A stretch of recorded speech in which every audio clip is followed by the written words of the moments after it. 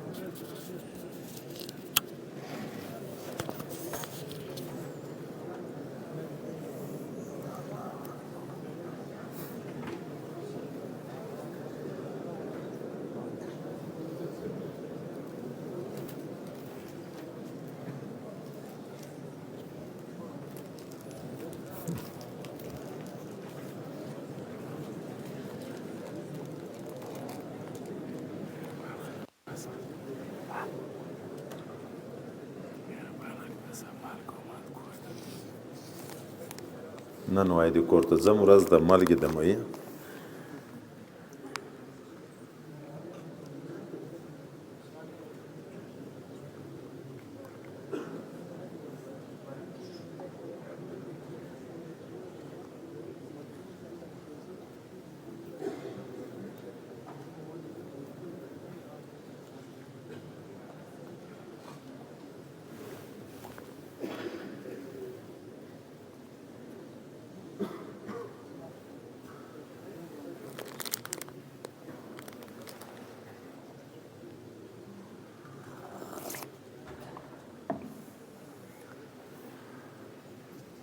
ښځې د روژې نه مخکې دا یوه ورځ دغه ماړه یې مېلمستیا چې کې وایي د رڼا خواړه، نو سبا ته د رڼا خواړه دي، بله ورځ به کېدی شي روژه یې که څنګه ده؟ یکشنبې ته به یې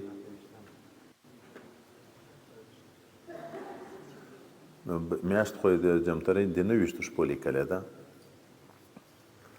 خو هسې ښه یم چې غم خو یې په موږ نه د غم خو د بل په غاړه ده، بلا بلا به ګردنې ملا اعلان به دی راکوي، موږ پیتوا او شی نه کوو. خو هسې ښه یم دغه جمعه هم په رڼا کې ده، دا سبا ورځ جمعه،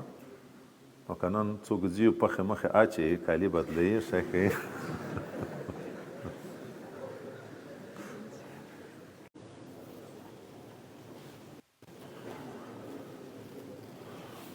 أعوذ بالله من الشيطان الرجيم بسم الله الرحمن الرحيم وهذا كتاب أنزلناه مبارك فاتبعوه واتقوا لعلكم ترحمون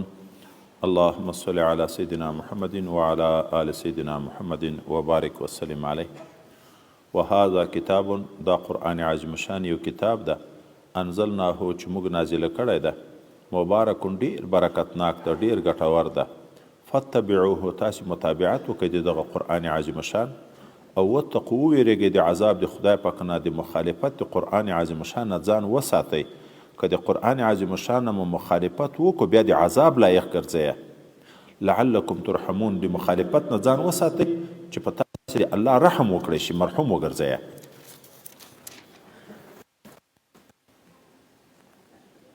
د حضرت پیغمبر علیه السلام په مکه معظمه کې نبی نو راغلی الله تعالی د نورو خلکو په قریشو انعام چې پیغمبر علیه السلام غوندې شخصیت د دې دپاره نبي راولېږه د قرآن عظیم شان غوندې عظیم کتاب یې نازل کړو. الله وی د دې دپاره چې بیا دغه خلک د عربو دا ونه ویایي په قیامت کې دا عذر ونه ویایي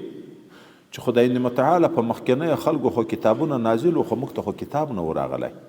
او د مخکې په کتابو موږ پیدونه هغه په عبراني او سوریاني ژبه باندې وو او دا ونه ویایي چې که موږ ته کتاب راغلی وای موږ به تر هغو نه بیا په سمه لار روان وو. اوس نو دغه د کتاب د تاسې په ژبه راغلی عذر مزر مو نه شو پاتې چې په قیامت کې بیا دا عذرونه نه ویایي. ډېر مبارک کتاب مې در باندې نازل کړی په یو حرف خدای پاک لس نیکي ورکوي او نبی علیه السلام چې داسې نه ویم چې الف لام میم یو حرف ده نه الف ځان ته حرف ده لام ځان ته حرف ده میم ځان ته حرف ده. دا چې په عام اوقاتو کې سړی تلاوت کوي په یو حرف خدای پاک لس نیکي سړي ته ورکوي اورېدونکي ته یوه نیکي ویونکي ته لس نیکي اورېدونکي ته په یو حرف یوه نیکي. خو که سړی په اوداسه باندې تلاوت کوي په یو حرف 10 نیکي خدای پاک ورکوي. که سړی په لمانځه کې په ناستې لکه نفل په ناستې هم روا دي په نفل په ناستو کوي په یو حرف خدای پاک 50 نیکي ورکوي. که په لمانځه کې په ولاړې تلاوت کوي په یو حرف خدای پاک 100 نیکي ورکوي. احکام ټول داسې دي چې د برکت خاوندان دي. نو الله تعالی وی دا برکت نه کتاب نازل کړی متابعت کوئ مخالفت تر ونه کوي چې د عذاب د جهنم نه بچ شئ او د دې دپاره مې نازل کړی دا کتاب ان تقولو چې تاسې ونه ویایئ انما انزل الكتاب چې بېشکه نازل شوی و کتاب علی طائفتین من قبلنا په دوو طایفو مخکې تر موږ چې یهود و نصارا دي و ان کنا عن دراستهم او بېشکه موږ وو د لوستلو د هغه کتابونه غافله وو ولې خو موږ نه پوهېدو د موږ په ژبه نه وو چې دا بیا ونه ویایئ د دغه او تقولو یا چې دا ونه وایئ ای عربو چې لو انزل علینا الکتاب کوئ چې نازل شوی وای په موږ باندې یو کتاب د الله د لوري نه لکنا اهدا منهم نو خامخا به موږ ډېر په هدایت برابر تر یهود و نصارا و ځکه د موږ استعداد فوق د تر هغو نه چې بیا په قیامت کې دا ونه ویایي. اوس نو فقد جاءکم بینة په تحقیق سره راغلی د تاسو ته ښکاره عربي قرآن من ربکم له جانب د رب د تاسې نه وهدن هدایت ته ورحمت رحمت ته. فمن ازلمو نو څوک لوی ظالم ده یعنی نشته استفهام انکاري ده ممن دی هغه چانه کذب بآیات الله چې تکذیب دی الله په آیاتو کوي وصدف عنها او مخ ګرځي دی الله دی آیاتونه سنجزي الذين يستفون عن آیاتنا زرد چې موږ به جزا ورکو هغه خلکو ته چې اعراض کوونکي دي موږ د آیاتونو سوء العذاب سخت عذاب بما کانوا یستفون په سبب د هغه څه چې دی اعراض کوي څنګ تر کوي دا چې کافران ایمان نه راوړي ښکارا معجزې ویني نو ولې نه راوړي دغه نه داسې معلومیږي لکه دی چې انتظار کوي د ملایکو چې ملایکې راشي بیا به پس هغه نه دی ایمان راوړي او یا راشي حکم د خدای متعال د هلاکت دی په هغه وخت کې یا راشي بعضې علامې د قدرت د خدای پاک لکه لمر بیرته د مغرب د طرف نه راوخیږي هلته به ایمان راوړي خو په هغه وخت کې بیا ایمان نه قبلیږي نه د ملایکو د لیدلو په وخت کې چې په وخت کې ملایکې ورته راشي ایمان قبلیږي نه د نزول د عذاب په وخت کې قبلیږي نه د هغه علائمو د قدرت چې د قیامت علائم په سترګو ویني نه په هغه وخت کې بیا ایمان قبلیږي چې مخکې چا ایمان نه راوړی بیا هلته نه قبلیږي حضرت پیغمبر علیه السلام به د قیامت خبرې ډېرې کړې نو عام صحابه به د قیامت نه ډېر ډارېده ځکه ایمان قوي و د خدای پاک او د رسول الله صلی الله علیه وسلم په خبرو کې شک نه ورته پیدا کېدو نو لکه سړی چې جنت و دوزخ په سترګو ویني داسې حال و د هغو نو کله به دومره ورخطا شو چې د ورخطایي نه چې دا نور نو دنیا ژوند کاربار کوو څه نبی علیه السلام د تسلي دپاره ورته قیامت راځي خو یقیني ده خو تر څو نه راځي چې لاس غټ شیان نه وي پېښ شوي په یغو لاسو غټو شیانو کې یو لمر د مغرب د طرف نه چې بیرته نه یې راګرځېدلی یاجوج ماجوج به راوځي دجال به راکوزیږي حضرت عیسی علیه السلام دجال به پیدا کیږي حضرت عیسی علیه السلام راکوزیږي او درې وارې خسپونه په مځکو ننوتل به راځي اورونه به بلیږي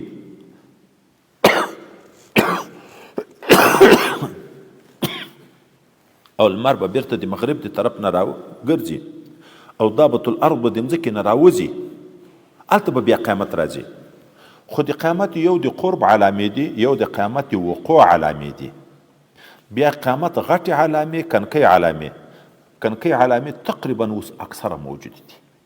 اما درته ویل چې موږ کتاب کې په پښتو را نقل کړي اکثره تقریبا موجود دي غټې علامې د قیامت د قرب او د وقوع فرق ته پکې یو د قرب علامې دي د نږدېکت یو د وقوع علامې دي دا د په مځکې په سر چې کوم نظام کې نوي شیان راځي غټ لکه د دجال راوتل د حضرت امام مهدي صاحب ظهور دغه د قیامت د قرب علامې دي عین دستي متصل چې قیامت نه ده ولې امام مهدي ظهور وکي بیا امام مهدي جنگ وي د کفارو سره بیا دغه مقابلې ته دجال راوځي بیا دجال مقابلې ته حضرت عیسی علیه نبینا علیه السلام راشي بیا خدای پاک حکومت اسلامی راولي په ټوله دنیا باندې عیسی علیه السلام نه جزیه قبلوي نه بل دین پرېږدي یا به ایمان وي په دغه دین باندې یا به مرګ وي بیا به حضرت عیسی علیه نبینا علیه السلام دلته په دغه دنیا کې واده کوي اولاد به زیږي بیا به مړ کیږي د قبر د نبی علیه الصلاة والسلام سره به څنګ ته ښخیږي وروسته به بیرته بیا تغییرات شروع کیږي زر بیا به کفرونه او شیان شروع کیږي هلته چې هغه لږ مسلمان پاتې شي بیا به یو هوا راپورته کیږي چې مسلمان د زکام په شکل شي دا مړه شي مسلمان نشي پاتې بیا وروسته قیامت خدای پاک راولي یو د وقوع دی د الحاق دی چې علوي نظام بدل شي چې لمر د مغرب د طرف نه راوګرځي په دغه ورځ چې څومره خلک ایمان راوړي ذاتي ایمان نه قبلیږي چې توبې د ګناهو نه باسي توبې نه قبلیږي د دغه ورځې په آخر کې دابة الارض پسې راوځي د هغې سره به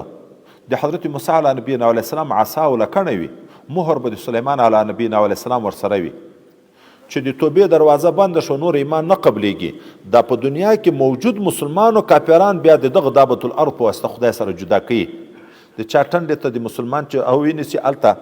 مؤمن ولیکل شي د کافر ټنډې ته چې وینیسي کافر ولیکل شي حتی په یوه سترخان سره ناستې سره پیژني وی واخله کافره واخله مؤمنه داسې به سره جدا شي نور ایمان ذاتي قبلیږي نه بیا نو چې داسې حالم راشي دابة الارض چې سره جدا کی مسلمان او کافر پس یې غنه بیا دا حال راځي چې هغه هوا راپورته کیږي هغه مسلمان مړ شي بیا په دا کفارو باندې خدای په قیامت راولي خو دغه دروازه نبی کریم صلی الله علیه وسلم یې لا تنقطع توبه حتى تنقطع الهجره،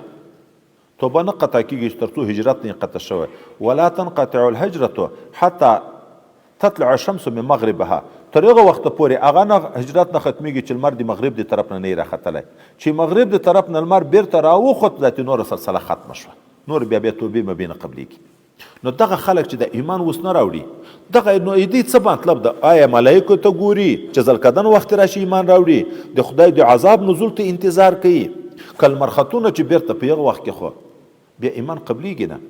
هل ينظرون دا خلق انتظار نه کوي د هیڅ شي الا هم مگر می انتظار کوي ان دې تاتيهم الملائکه چې راشي دیت ملائکه او یاتي ربک یا راشي دیت زین دلائل د قدرت رب دیتا او یاتي بعض آیات ربک یا راشي بعض علامې د قیامت رب دیتا. یوم یاتي بعض آیات ربک فاغور چې راشي بعض علامې د قدرت رب دیتا لا ينفع نفسا بیا ګټه نه رسي اس نفس ته ایمانها ایمان راوړل د لم تكن امنت من قبل چې مخکې ایمان نه راوړل دغه نه بعد بیا ایمان قبليږي. او کسبت په ایمانها خیره دا بیا د مجرم ګناګار دی پاره ده چې په ایمان سره ایمان خلري خو چې توبه مخکې د ګناونه نه یستلی اوس ګنا نه توبه بس دغه توبه هم ګټه نه رسي. او کسبت په ایمانها خیره قل انتظروا تورته تاسو منتظر اوسئ انتظار کوئ اینا منتظرون موږ انتظار کوون کیو چې خدای پاک فیصله څنګه کوي قیامت د چا په حال کې کیږي. ان الذين فرقوا دينهم بشک هغه کسان چې تار په تار کړي دین خپل ځینې مني ځینې نه مني وکانو شیعا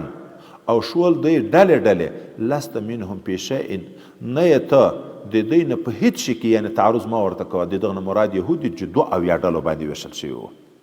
په خپل دین کې لاسوینه شروع کړې عقیدې په لحاظ اختلافات کې موجود شو. انما امرهم الى الله د دې امر الله ته مفوض ده ثم ينبئهم بیا به الله خبر ورکړي دوی ته بما كانوا يفعلون په هغه څه چې دوی پیل کوه. حضرت پیغمبر صلی الله علیه وسلم فرمایي د ما امت بم د یهودو اقتدا کې حظ و نعل بالنعل حتی که په یهودو کې چا د خپل مور سره په ښکاره زنا کړي د ما په امت کې بم دغسې خلک راځي. هغه 2 اویا ډلې وو د ما امت په 3 اویا ډلې وي. یوه ډله به جنتیان وي دا 2 اویا ډلې به د دعوه د ایمان لري خو جهنمیان به وي.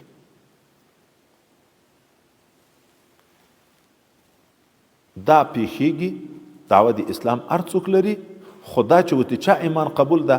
نو هغه نبی علیه الصلاة والسلام ما انا علیه و اصحابي چې په کومه لار زه روان یم د ما صحابه روان وي اهل سنت والجماعت. دا دغه فرقې ناجیه مستاق دي دغه نه چې بغیر وي چې د 4 مذهبو او هغه محدثین کرام چې هغه مخکې اصحاب سته او دغه چیر شوي دي اهل حدیث چې په اصلا په بد نه وي دغه فرقې ناجیه مستاق دي دغه نه سوا چې دعوه د اسلام لري خو عقیده خراب دي دا به جهنم ته ځي. من جاء بالحسنه فله 10 امثالها هغه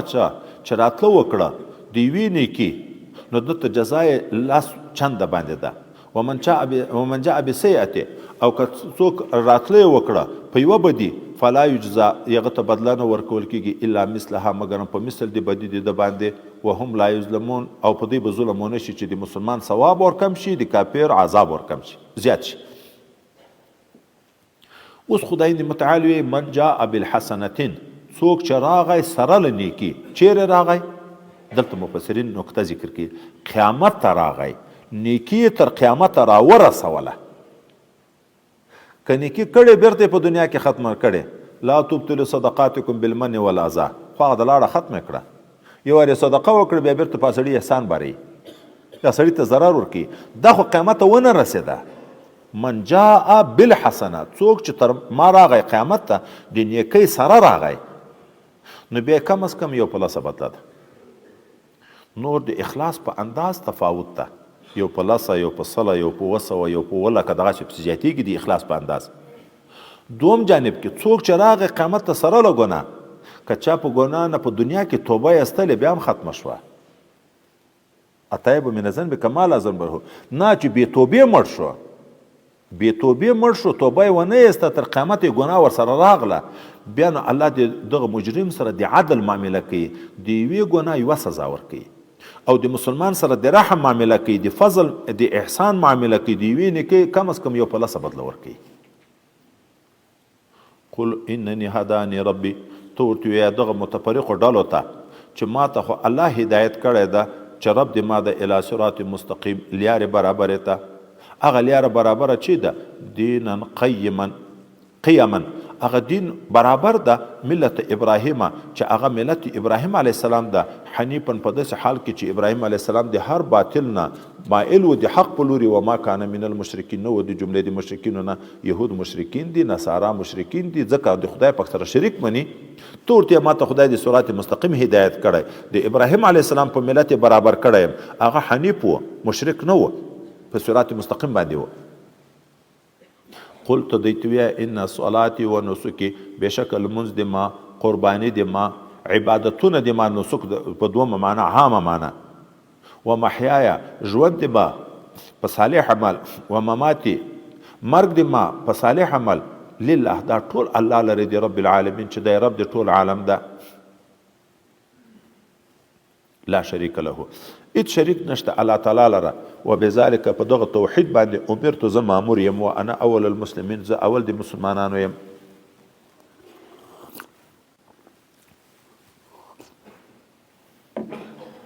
هر عبادت الله تعالی ته قبول ده چې د خدای د رضا لپاره وي، چې د الله د رضا لپاره نه وي، ریاکاري پکې، هغه عمل خدای پاک ته نه ده قبول.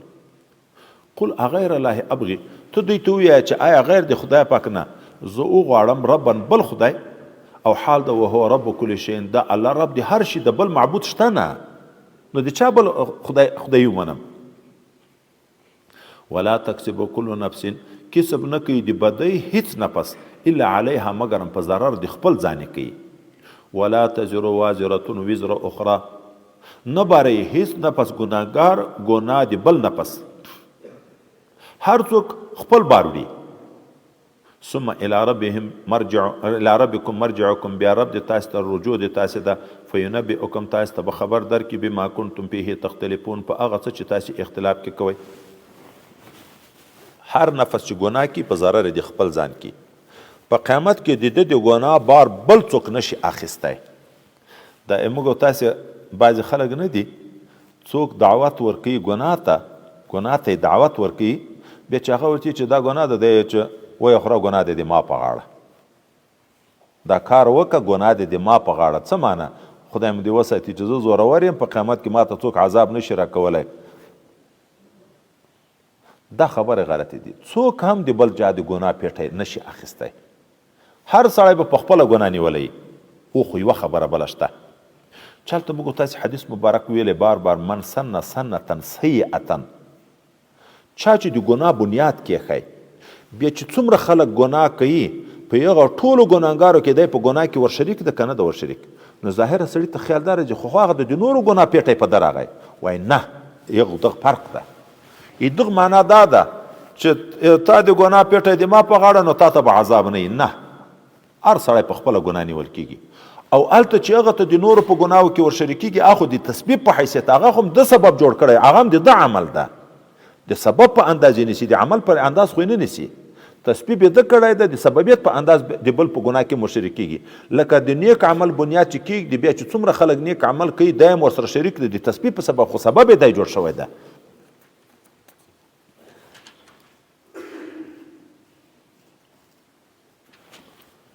وهو الذي، خدای پاک غذا ته، جعلکم چې تاسې یې ګرځولي وي، خلائف الارض، خلیفګان د دغه مځکې، او نور خلک مخکې لاړو، اوس تاسې پاتې یې. ورفع بعضکم فوق بعض درجات، او پورته کړي دي ځینې د تاسې په ځینو نورو باندې په اعتبار د درجو. یو کروڑپتی ده، بل 1 روپۍ نه لري. دا تفاوت هم الله کړی، بعضې په بعضو باندې پورته کړي دي، لکه بل ځای کې چې آیات مبارکه راځي، نحن قسمنا بینهم معیشتهم، دا تقسیم د زندگی ما کړی ده، چاته ډیر ورکړی، چاته بعضې ورفعنا بعضهم فوق بعض درجات لیتخذ بعضهم بعضا سخریه. که دا د مړو د فقیرانو فرق نه وای، هر سړي به خپله مزدوري په خپله کوله، ځکه چې هر چا روپۍ وای، نه بل ته څه ضرورت و. یو سړي ته خدای دنیا ورکړې ده، بل ته قوت کار ورکړی، مزدور غریب لاړ شي بازار کې ودرېږي مالدار ورته راشي راشه دومره روپۍ به درکړم دا دې ما کار وکړه دغه لیتخذ بعضهم بعضا سخریه دا معنا ده نو الله تعالی بعضې په بعضې پورته کړي دي د دې دپاره چې تاسې وازمویې فیما اتاکم په هغه څه کې چې تاسې ته یې درکړی په علم کې هم تفاوت پیدا کړی په تقوا کې هم تفاوت پیدا کړی په هر چیز کې درجې پیدا کړي یو امتحان مرحله ده ان ربک سریع العقاب بېشکه رب د تا چې ده د ډېر زر عذاب ورکولو څښتن ده و انه لغفور رحیم او دغه رب کریم چې ده دا ډېر غفور او رحیم هم ده د کافر دپاره سریع العقاب ده او د مسلمان دپاره بیا غفور او رحیم ده بسم الله الرحمن الرحیم الف لام میم صاد کتاب انزل الیک فلا یکن فی صدرک حرج منه لتنذر به وذکرى للمؤمنین دا سورة اعراف مبارک د مکی سورت ده د 135 نه تر اخره پورې هغه بیا مدینه ده په مدینه منوره تر 120 پورې مدینه منوره کې نازل ده مجموعه 206 آیات د 24 رکوع ده الف لام میم صاد دا د مقطعات د جملې نه ده په دغه کې خبره اول وار کړې ده چې دا اسرار دي په مابین د الله او د رسول کې کتاب انزل الیک دغه قرآن عظیم شان یو کتاب ده چې نازل کړی شوی د تا ته فلا یکن فی صدرک نو نه دی وي په سینه د تا کې حرج تنګي منه د دغه کتاب نه طبعا چې انسان ته ذمہواری ور د غاړې شي نو پریشانی پیدا کیږي مسئولیت خپل کې چې دا به زه اوس ادا کم کنه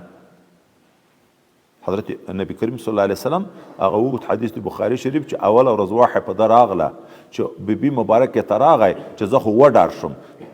په ځان باندې یو پیغه کې دغه وجه د ډار ښیي چې زه به دا د ذمہواري د پیغمبري برداشت نه کم الله تعالی تسلی ورکړي چې څومره مې غټه ذمہواري درکړه دغومره به غټ توفیق درکوم ته ما خفه کېږه زړه تنګي مه که فلا یکو فی صدرک حرج منه د څه دپاره نازل ده لتنذر به د دې دپاره چې وویرې ته ای نبی علیه السلام په دغه کتاب باندې کافران د جهنم نه و ذکره او د دې دپاره مې درکړی چې ته پند ورکړې په دغه کتاب باندې للمؤمنین مؤمنینو ته مسلمان ګټه تر اخلي نو د هغه ته نصیحت شو کافر دپاره تخویب شو تنذیر شو اتبعوا نو ای امتیانو ای انسانانو تاسو متابعت وکئ ما انزل الیکم دی هغه کتاب چې نازل شوی د تاسو ته من ربکم له جانب د رب د تاسو نه الله په قرآن په پیغمبر علیه السلام نازل کړی د دغه دپاره چې دی به خلکو ته رسوي خو خلکو ته حکم د اتباع ده چې دی به اتباع کوي ولا تتبعوا من دونه اولیاء تاسو متابعت مه کوئ بې د الله نه د نورو دوستانو چې دا شیطانان دي قلیلا ما تذکرون ډېر لږ پند اخلئ تاسې وکم من قریة اهلکناها ډېر د اوسېدونکي د کلیو نه د کفارو پجارو نه ما هله کړي دي کله خپله دیوال خو نه مطلب هغه انسانان چې پکې اوسېږي ډېر کلیوال چې په کلیو کې اوسېده ما هله کړي دي خو د هلاک طریقې مختلفې وي غافله کېږئ ما فجاءها بأسنا بیاتا بعضو ته تکلیف د موږ په شپه کې راغی لکه د لوط علیه السلام قوم دی ویده په ځان خبر هم نه و چې ملایکې راغلې د عذاب جبرائیل علیه السلام یې مځکه وسکښته پورته کړه تر اسمان ته یې نږدې کړه چې د مرغانو او چرګانو اوازونه د ملایکو د اسمان واورېدو په شای راوغورځوله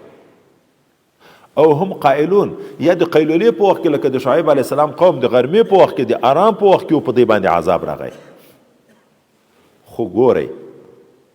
الله رحیم ذات موږ بار بار پوه کوي ګورئ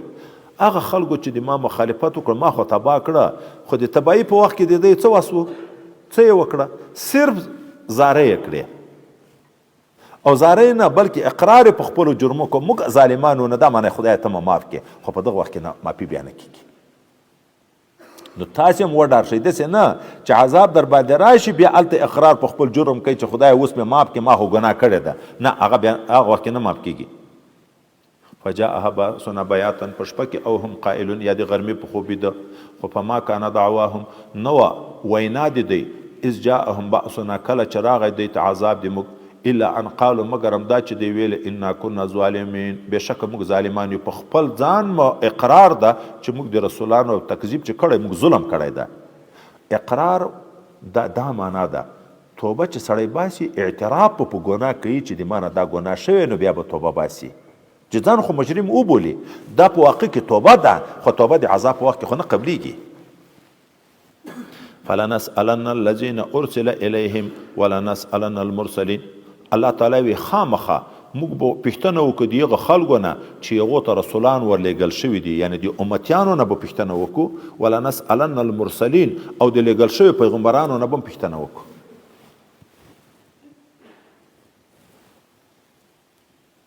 الله تعالی په ورځ د قیامت چې پوښتنه کوي، ترتیب د پوښتنې یو عجب حدیث ته داسې بیان کړی، وایي دا ذمهواري د کتاب د لوح محفوظ خدای پاک اسرافیل علیه السلام ته کړي. نو په ورځ د قیامت اول اسرافیل علیه السلام راوغواړي. اسرافیل علیه السلام چې اوس خدای پاک مې حساب ته غواړي، وایي د الله حضور ته راجع شي، دغه مځکې داسې رېږدي د ډاره د خدای پاک ترعد فرائسه، داسې رېږدي. الله تعالی ورته وایي تا ته چې ما کومه ذمهواري درکړې وه څه دې کړه؟ دی ورته چې ما حضرت جبرائیل علیه السلام ته وسپارله. جبرائیل علیه السلام راوغواړي، هغه وایي داسې چې دا وجود یې داسې رېږدي. الله تعالی ورته اسرافیل علیه السلام تا ته ذمه سپارلې وه، او هغه ذات خلاص شو د غمه، نو تا څه کړه؟ دی ورته ما انبیاو ته ورسوله. انبیا راوغواړي، تاسو ته جبرائیل علیه السلام د ما ذمهواري رسولې وه که نه؟ او جبرائیل علیه السلام ذاتې پریشاني ختم شي، ذمه یې فارغه شوه. بیا د انبیاو نه پوښتنه وکړي چې ښه تاسو بیا دغه ذمهواري خلکو ته ورسوله؟ دی دعوه وکړي چې او خلک راوغواړي د هر نبي امتي، تاسو ته دا نبي د ما دین رسولی و. خلک دوه ډلې شي، څوک چې مؤمنین وي هغه یې ومني چې او مصدق مکذب، دلته دواړه هلته ټول تصدیق ده، د اسرافیل علیه السلام تصدیق جبرائیل علیه السلام وکړي، د جبرائیل علیه السلام تصدیق انبیا وکړي، خو د انبیاو تصدیق ټول خلک خو نه کوي، ځکه خو چا خو ایمان راوړی چا نه. په مصدق و مکذب مؤمنین وایي چې او د تا پیغام موږ ته الله تعالی دغه پیغمبرانو را رسولی و. کافران وایي چې نه، موږ ته څوک نه و راغلی. اوس نو د مسلمان د نبي او د کافر سره لانجه شوه. نبي وایي چې ما ذمه رسولې، ذمه مې فارغه کړې ده، پیغام مې رسولی، او کافر منکر ده چې نه. نو دلته قضا ده د الله تعالی، فیصله به کېږي په شهیدانو، د انبیاو نه سابقینو نه خدای پاک شهیدان وغواړي، شهیدان راولي. لکه ټول انبیا هم دغه وي. په یو حدیث کې تفصیلي د نوح علیه السلام نوم اخیسته کېږي، هغه وی چې د ما شاهد امت رسول الله صلی الله علیه وسلم ده. دا امتیان د پیغمبر علیه السلام راوغوښتل شي، د هغو نه پوښتنه وشي یا د نوح علیه السلام په باب کې یا د ټولو انبیا سابقینو په باب کې چې دغو خپلو امتیانو ته ذمه فارغه کړې وه، پیغام یې د ما رسولی و که نه؟ دوی وایي چې او. نو وایي هغه مخکیني امتونه دستي اعتراض وکړي چې شاهد خو د مشاهدې نه ده، چې کوم شی په سترګو لیدلی په هغه به شاهدي ورکوي. دی خو د موږ په وخت کې نه و موجود، دوی خو د موږ نه څو زره کاله وروسته راغلي دي، څنګه په موږ باندې شاهدي راکوي چې دغه نبیانو دوی ته ذمه ورسول فارغه کړې ده؟ نو الله تعالی د دغو امتیانو د نبی علیه السلام نه پوښتنه وکړي، تاسو خو نه وئ موجود، نو څنګه شاهدي ورکوئ چې نوح علیه السلام خپل امت ته پیغام رسولی، ابراهیم علیه السلام رسولی، مثلا موسی علیه السلام رسولی، عیسی علیه السلام دا مخکینیو، تاسو څه پوهېږئ؟ دوی ورته چې الله تا موږ ته نبي رالیږلی و، په هغه نبي تا قرآن عظیم شان نازل کړی و، موږ په نبي ایمان، په قرآن ایمان، په هغه قرآن کې تا ویلي و چې نوح علیه السلام خپل قوم ته 100,000 الی 50 عامه، نه 900 کاله دعوت کړي، خو تا ویلي و، موږ په هغه کې شک نشته دی، تا په خبر کې. خدای پاک دغه امت غوره امت ټولو امتو پیدا کړی ده چې په ورځ د قیامت د دوی په شاهدي فیصلې کېږي. نو الله تعالی وی د رسولانو نه به هم پوښتنه وکړم، د امتیانو نه به هم پوښتنه وکړم. فلنقصن علیهم بعلم، بیا به الله وی زه په خپله احوال د دوی بیان کړم په علم سره. وما کنا غائبین، موږ غایب نه یو د دوی نه. نبیانو د امتیانو به لانجې راځي، دا امت په شاهدي م ورکوي، خو داسې نه چې الله تعالی نه و خبر، بیا به الله د خپل علم موافق فیصلې کوي. کافر ته به ولې تا ته دا نه وویلې، تا ته دا نه وویلې، هر حکم الله خپله شاهدي پور کوي. والوزن یومئذ الحق، ټول چې د معتزله او خوارج بدبختان نه مني الله وی ټول د عملونو حق ده په دغه ورځ کې فمن ثقلت موازینه د چا چې تلې د نیکۍ درندې شوې فاولئک هم المفلحون نو دغه خلک چې دي کامیاب دي مراد ته رسیدلی دي ومن خفت موازینه او هغه څوک چې سپک وختل ټولونه د نیکو اعمالو یې درانده شو بد عمل فاولئک الذین خسروا انفسهم دا به هغه خلک دي چې دوی په تاوان کې اچولي دي خپل ځانونه بما کانوا بآیاتنا یظلمون په سبب دی هغه چې دوی ودي موږ په آیاتو باندې ظلم کوو په دې مسله کې اختلاف ده چې دا په ورځ د قیامت کې ټول دي چې شي کېږي نو اسانه تعبیر وکړو درې خله قوله دي څوک یې خپل انسانان تلل کېږي څوک یې چې عمل نامې تلل کېږي چې ملایکو لیکل پکې کړي دي څوک یې خپل عملونه تلل کېږي د انسانانو په تللو کې هم څه مشکل نه پیدا کېږي انسان جوهر د جسم تلل کېږي لکه حدیث مبارک کې راځي چې لوی مزی کافر راورستی د الله دربار ته چې تلل کېږي د میاشتې د وزر غوندې وزن به یې نه وي حضرت ابن مسعود رضی الله عنه د وجود نه ډېر کنکی مبارک خو نبي علیه السلام یې د ده پښه به د احد تر غره درنده وي او څوک چې وایي چې عمل نامې تلل کېږي هغه حدیث د بطاقې ده چې د یو چا انسان عمل وتلل شي نه نوي رجسټر یې د ګناو وي دومره اوږدې چې سترګې یې پسې لګېږي هغه خطونه د عمل نامې چې لیکل کېږي داسې سره تاویږي پاڼو په شکل نه دي وایي د دغه انسان په باب کې چې ظاهر روان کې د جهنم په لوري باندې دی چغې شروع کړي حضرت نبی علیه الصلاة والسلام ته حضرت نبی علیه السلام الله ته وایي چې دا خو د ما امتي د چیرې بیایي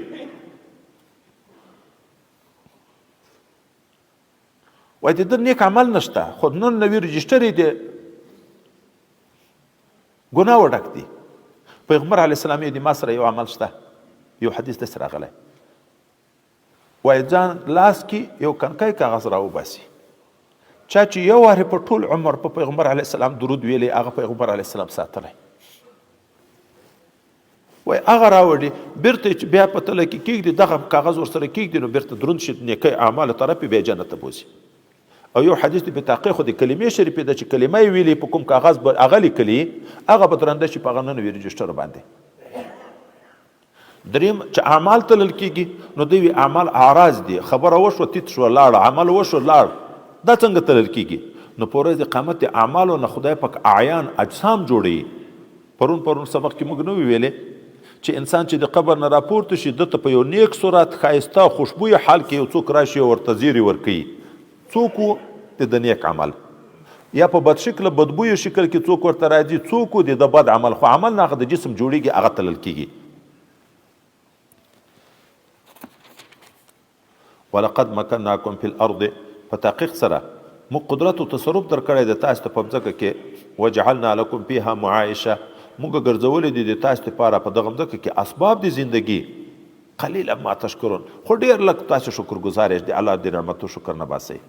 موږ خدای پاک په دنیا کې پیدا کړي خو د موږ چې د څومره انساني ضرورت دي د دغه ټولو د رافع بندوبست هم الله راته راکړی ځکه یې راته نرمه کړی د فصلونه راته کړي حیوانات راته پیدا کړي د اسمان مسخر کړی د بارانونه را باندې وري ولقد خلقناکم په تحقیق سره پیدا کړي موږ یعنی پلار د تاسو چې آدم علیه السلام ده ثم صورناکم بیا مو صورت جوړ کو موږ د پلار د تاسو ثم قلنا بیا موږ وویلې للملائکه ملائکه لره اسجدوا چې سجده وکړي آدم علیه السلام ته فسجدوا سجده یې وکړه الا ابلیس مګر ابلیس ونه کړه لم یکن من الساجدین چې نو له جملې د سجده کوونکي نه اوس نو الله تعالی ابلیس ته وی تا ولې سجده ونه کړه دی بدبخت ورته وی چې العیاذ بالله قیاس په مقابل د نس کې دا ناروا ده قیاس چې نس نه وي هلته روا ده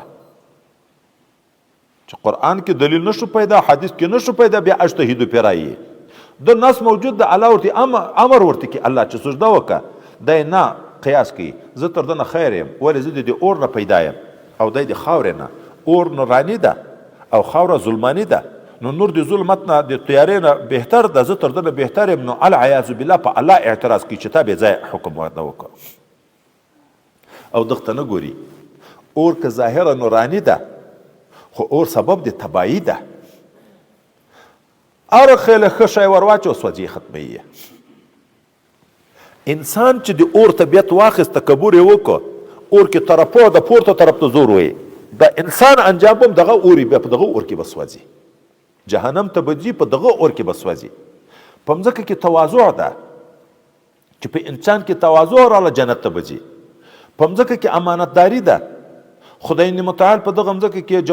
جواهر پیدا کړي دي د دنیا څو زره کاله تیر شوي دي خو اوس غر راوړتو شپې په معدنیات راښکاره شي سره زرب کې پیدا شي سپین زرب کې پیدا شي کولاب کې پیدا شي یاقوت کې پیدا شي زمرود کې پیدا شي لاجبرب کې پیدا شي دا معدنیات خاورې ساتلې دي امینه ده امینه په انسان کې لوی جوهر خاوره ده په دغه کې ماده د امینیت خدای پاک ایښې ده الناس کالمعادن خيارهم في الجاهليه خيارهم في الاسلام اذا فقهوا دلته بهترین معدنونه خدای پاک په دغه سینه کې ایښي دي خو چې کار په وشي راوځي نو الله تعالی ورته قال ما منعك ابلیس لعنت چې شي منع کړ الله تسجد لا زائد ده ان تسجد چې ته سجده وکې اذ امرتک کله چې ما امر وکړه قال دوی انا خیر منه زه بهتر یم د آدم علی السلام نه خلقتنی زه دې پیدا کړی من نارن د اور نه وخلقته من طین تا دی پیدا کړی د خټې نه تکبر یې وکړه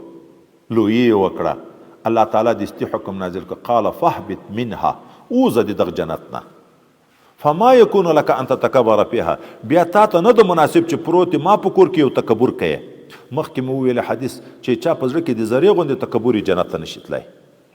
ته په جنت کې څنګه تکبر کوي فخرج انك من الصاغرين اوزه ته له جملې د ذلیلانو نه یې دا چې د ولې د انجام خپل چې زه خو ملعون شم وشړل شم بیا الله ته دعا کوي قال انظرني الى يوم يبعثون ای الله ما ته مهلت راکا تر هغه ورځې چې بیرته انسانان را ژوندي کیږي د خبیث وای په دغه کې دا مطلب و چې د مرګ نه خلاص شم دواري ژوندون چې راشي چې واره قیامت راشي بیا مرګ شته نو د مرګ د زلکدن د تکلیف نه ځان خلاصوه قال الله تعالی ورته انك من المنذرين ته له جملې د مهلت کرده شده و نوی خو الی یوم وقت معلوم بل ځکه آیت راځي تر خاص ورځ چې هغه دوه شپېلې چې پکې اول شپېلې چې پکې تر یو وخت به ته ژوندی خو چې شپېلې پوښوه کلو نفس ذائقه الموت کې به تم راځي په تابم زلکدن تیریږي تکلیفونه به در باندې تیریږي الله یې دعا قبول کړه دعا الله قبول کړه خو تر هغه وخت دې شپېلې پورې امتحان و دی الله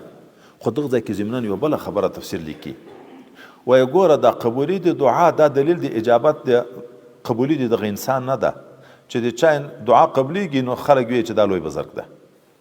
پلانکي ته لاس ما وروړه کنې ښېرا به درته وکړي پلانکي ته یې ښېرا وکړه داسې شو دا قبولي د دعا دا وایي څه دلیل د قبولیت نه ده چې دا په خدای ګران ده ولې د کافر دعا یې قبوله کړې د شیطان دغه استدراج ورته ویل کېږي خدای نه خسته چې څوک په شریعت برابر نه وي او دعاوې قبلیږي مالونه یې ترقي کوي کاروبار کې برکت راځي ترقي راځي دا استدراج د خدای ښه غرقي چې عذابونه یې ډېر شي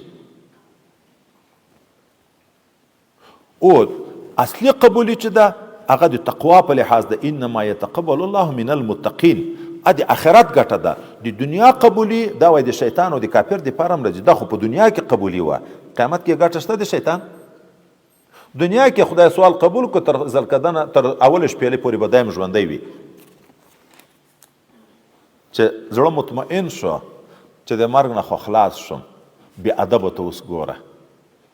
الله ته اوس وی قال دا ابلیس لعین وی فبما اغویتنی قسم ده په سبب د دې چې زه تا ګمراه کړم د آدم علیه السلام په سبب لاقعدن لهم زه به هم د اولادې د آدم علیه السلام ته کینم صراطک المستقیم په هغه لار برابر دی تاکې اسلام ته به یې ورپرې نږدم ثم لآتینهم بیا به زه خامخا دوی ته راځم من بین ایدیهم د مخ د لوري نه ومن خلفهم د شا د لوري نه وعن ایمانهم د ښي لوري د دوی نه وعن شمائلهم د چپ لوري د دوی نه ولا تجد اکثرهم شاکرین تبم نه کې پیدا اکثره د دوی شاکران شکرګزار به نه کې پیدا زه به دوی ته راځم د مخ د لوري نه د قیامت په باب کې به شک ورته پیدا کوم قیامت راتلونکی ده موږ ته مخ ته موږ روان یو قیامت راتلونکی ده په قیامت کې به شک ورته پیدا کوم کفار ټول څه وایي ما یحیی العظام وهی رمیم او زه به د شا د لوري نه ورځم دا دنیا یې موږ نه بار ده جیرانه حضرت علي صاحب آخرت مقبل ده دنیا بار ده خو دا چې ته روان ده په یغ پورې به زړه تړه محبت به د دنیا سره وي چا تر پاتې کېږي د شا د لوري نه راځم دا معنی په هغه دنیا کې به د زړه محبت پیدا کوم چې شاته تر پاتې کېږي د ښي لوري نه به ورته راځم د طاعاتو د طرف نه اول به طاعاتو ته پرېږدم نه چې د خدای پاک عبادت وکړي ورته سخت شي که بیا یې کې به اخلاص ته نه پرېږدي پر ریا یې ګرفتاره کړي حضور برابرولو ته بیا نه پرېږدي نو د ښي لوري نه به م ورته راځم د چپ لوري نه ګناه به ورته ښایسته کوم خو څلور طرفه یې ذکر کړه پاس لوری نه کو ذکر کوز لوری نه کو ذکر پاس لوري نه د الله رحم راځي د خدای رحم د چا نه نشي بندولی وای پاس لوري نه د الله رحم راځي هغه نشي بندولی نو مسلمان دی نه امیده کیږي نه د خدای د رحمت نه که دغه شیطان هر څومره خواري پورې وکړي خو که خدای پاک ته په اخلاص رجوع وکړي الله رحم به بیا پر روانې د عمرو ګناوې به ورماف کړي او د کوز لوری نه کو ذکر ځکه د کې تکبر د انحطاط نشته پکې تواضع نشته پکې چې د کوزه نه راځي قال اخرج خدا د ګمان و چې زه به بېلیارې کړم خو بل ځای کې آیت راځي ولقد صدق علیهم ابلیس ظنه فتبعوه الا فريقا من المؤمنین مسلمانو په خلکو شیطان خپل ګمان رښتونی پیدا کړ اول خو یې د ګمان کوه چې زه به بېلیارې کړم خو رښتیا یې بېلیارې کړه کم کسان مسلمان تر بد شو قال اخرج منها الله ورته ویلې اوزه ته د دغه ځای نه مذعوما په داسې حال کې چې غمجن کړی شوی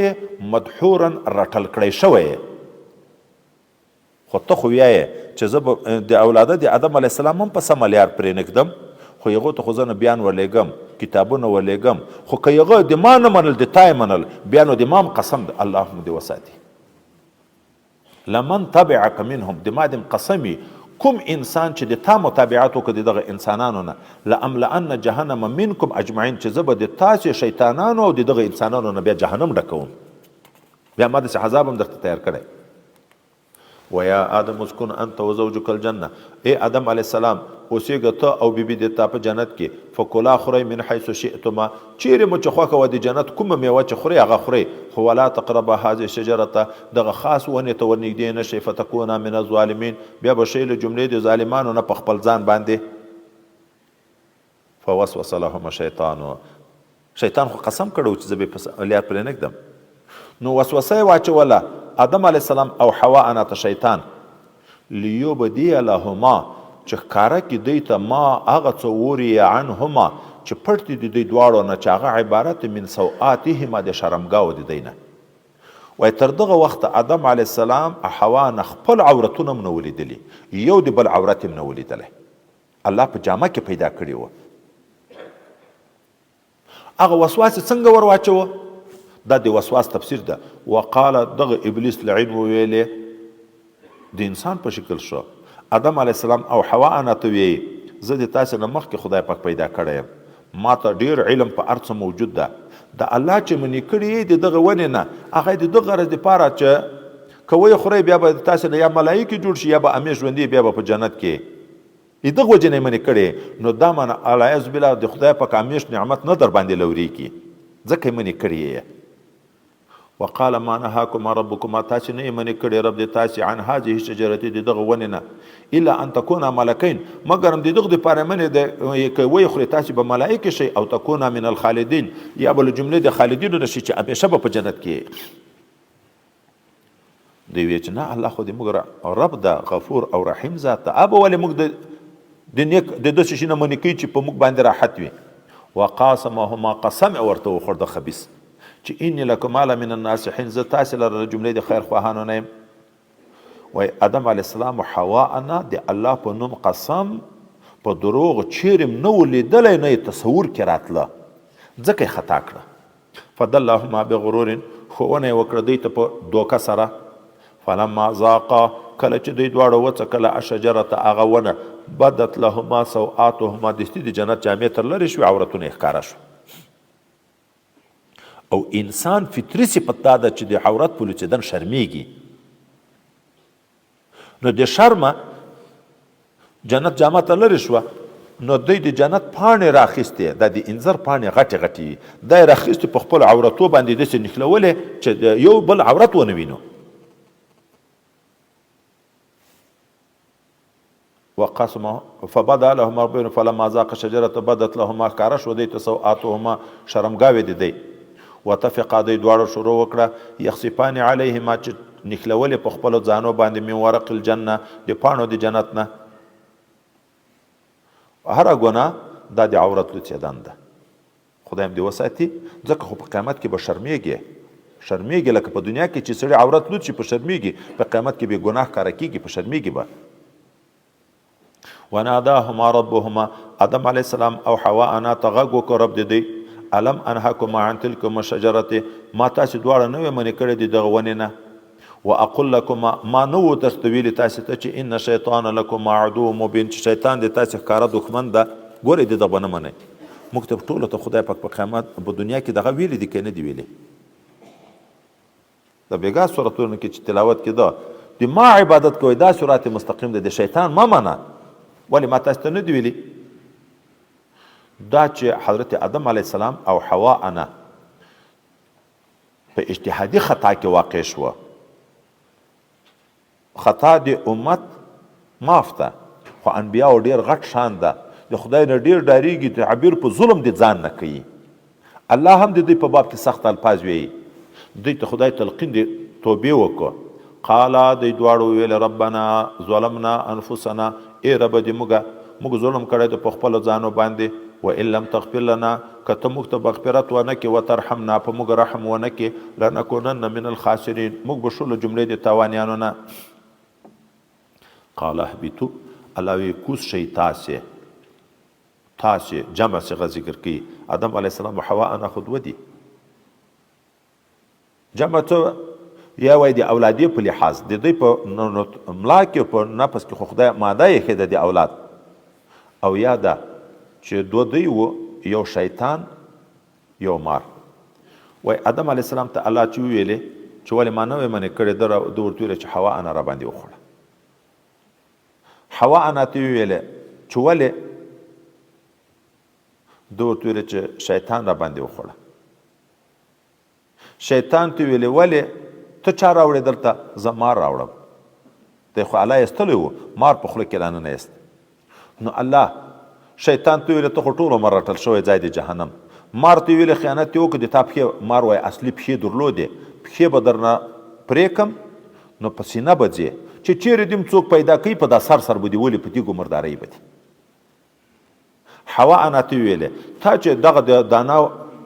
ویا دانه چې پرې کړه وینې ته راووتې په تا به په میاشت کې مرض د وینې مسالت کم دا حیض چې په میاشت کې ښځو ته جامه ورځي خو د الله حکمت و بیرته راته کې ځکه د مځکې خلیفه یې مقرره وه او بیا که نه وی خوړلې دا موږ به چیرې وو اولاد خو په دنیا کې پیدا کېږي انبیا به د کومو خوا نه پیدا کېده قال اهبطوا بعضکم لبعض عدو کوز شئ بعضې د تاسې د بعضې دښمنان ولکم فی الارض شته د تاسې دپاره په مځکه کې مستقر ځای د قرار و متاع ګټه اخیستل الی حین تر یو وخته د مرګه پورې قال بیا الله تعالی ورته ویلې فیها تحیون په دغه مځکه کې به تاسې ژوند کوئ و فیها تموتون او په دغه مځکه کې به تاسې مرئ و منها تخرجون او د دغه مځکې نه به بیرته رایستل کېږئ بیرته بیا په قیامت کې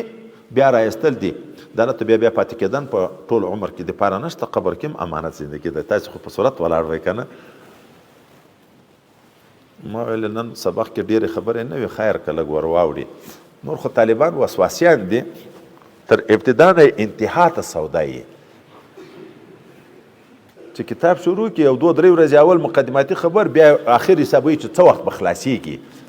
کډې ته سودا یې کډې سودا ومه کوئ دلته به سره پراته یو که نه الحمد لله رب العالمين والعاقبة للمتقين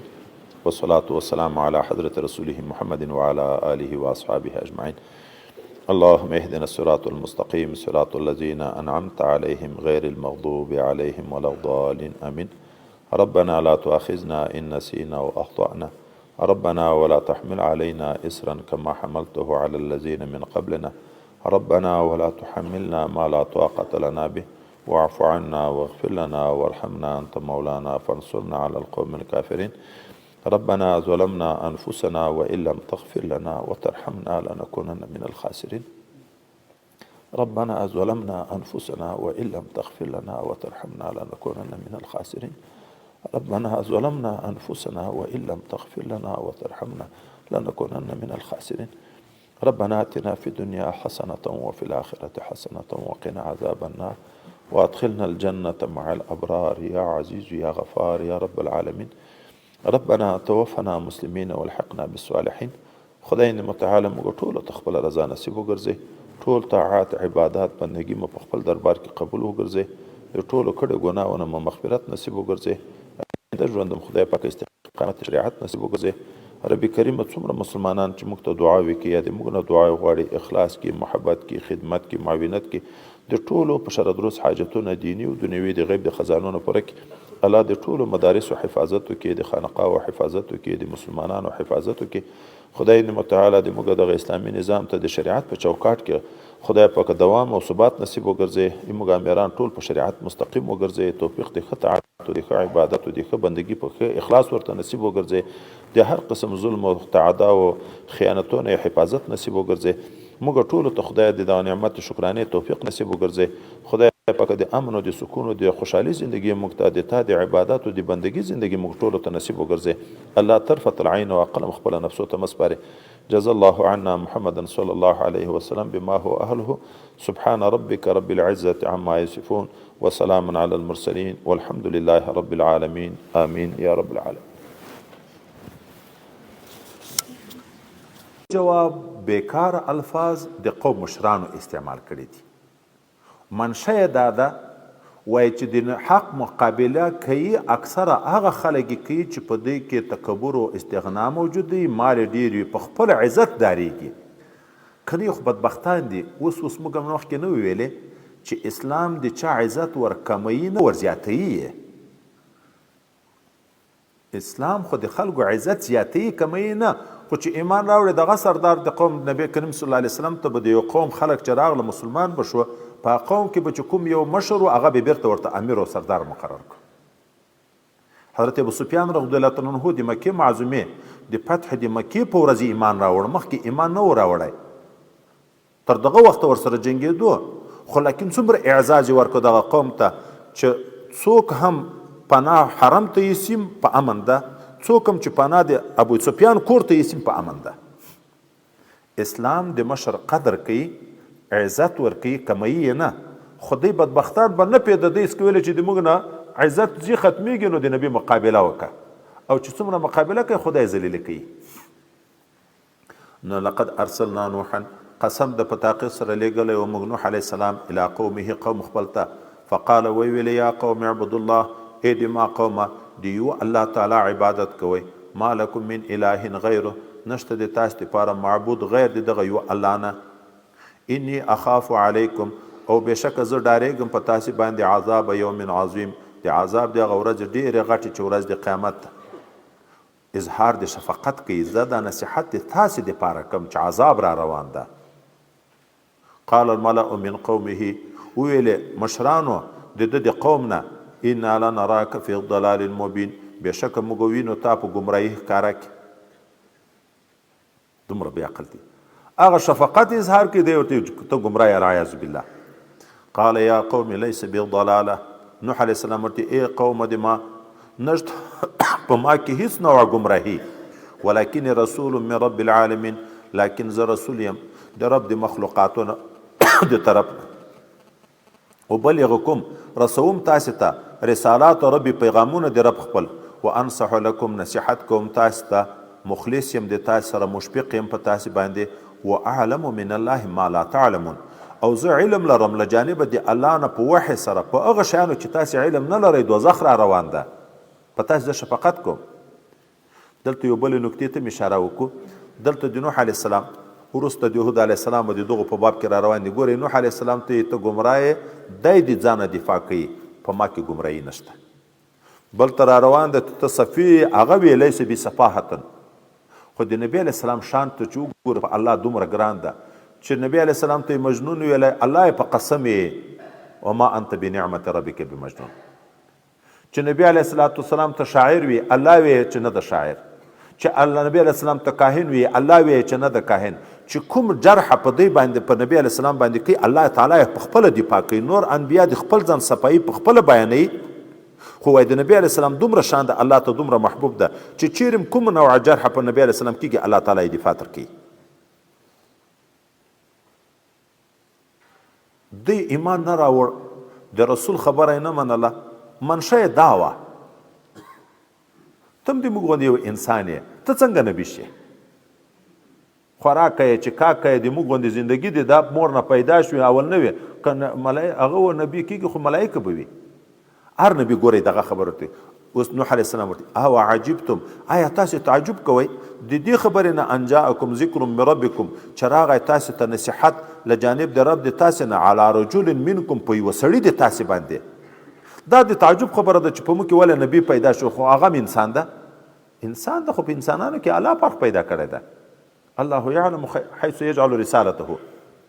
لینذرکم، چې تاسې وویري، ولتتقوا، لپاره د دې چې تاسې پرهیزګاران شئ، ولعلکم ترحمون، او د دې دپاره چې امید ده چې په تاسې الله رحم وکړي، رحم در باندې وکړی شي. فکذبوه، دغه قومیانو د حضرت نوح علیه السلام تکذیب وکړو، خبره یې نه ورسره ومنله. بیا الله ناراضه شو، نو په دی عذاب راوست، او عذاب د غرقیدن راوست. فنجیناه، نو موږ نجات ورکو نوح علیه السلام ته، والذین معه، او هغه کسان چې د ده سره وو په الفلک کې، په کشتۍ کې. څومره کسان وو؟ غټ نه غټ قول د 80 نفرو راغلی،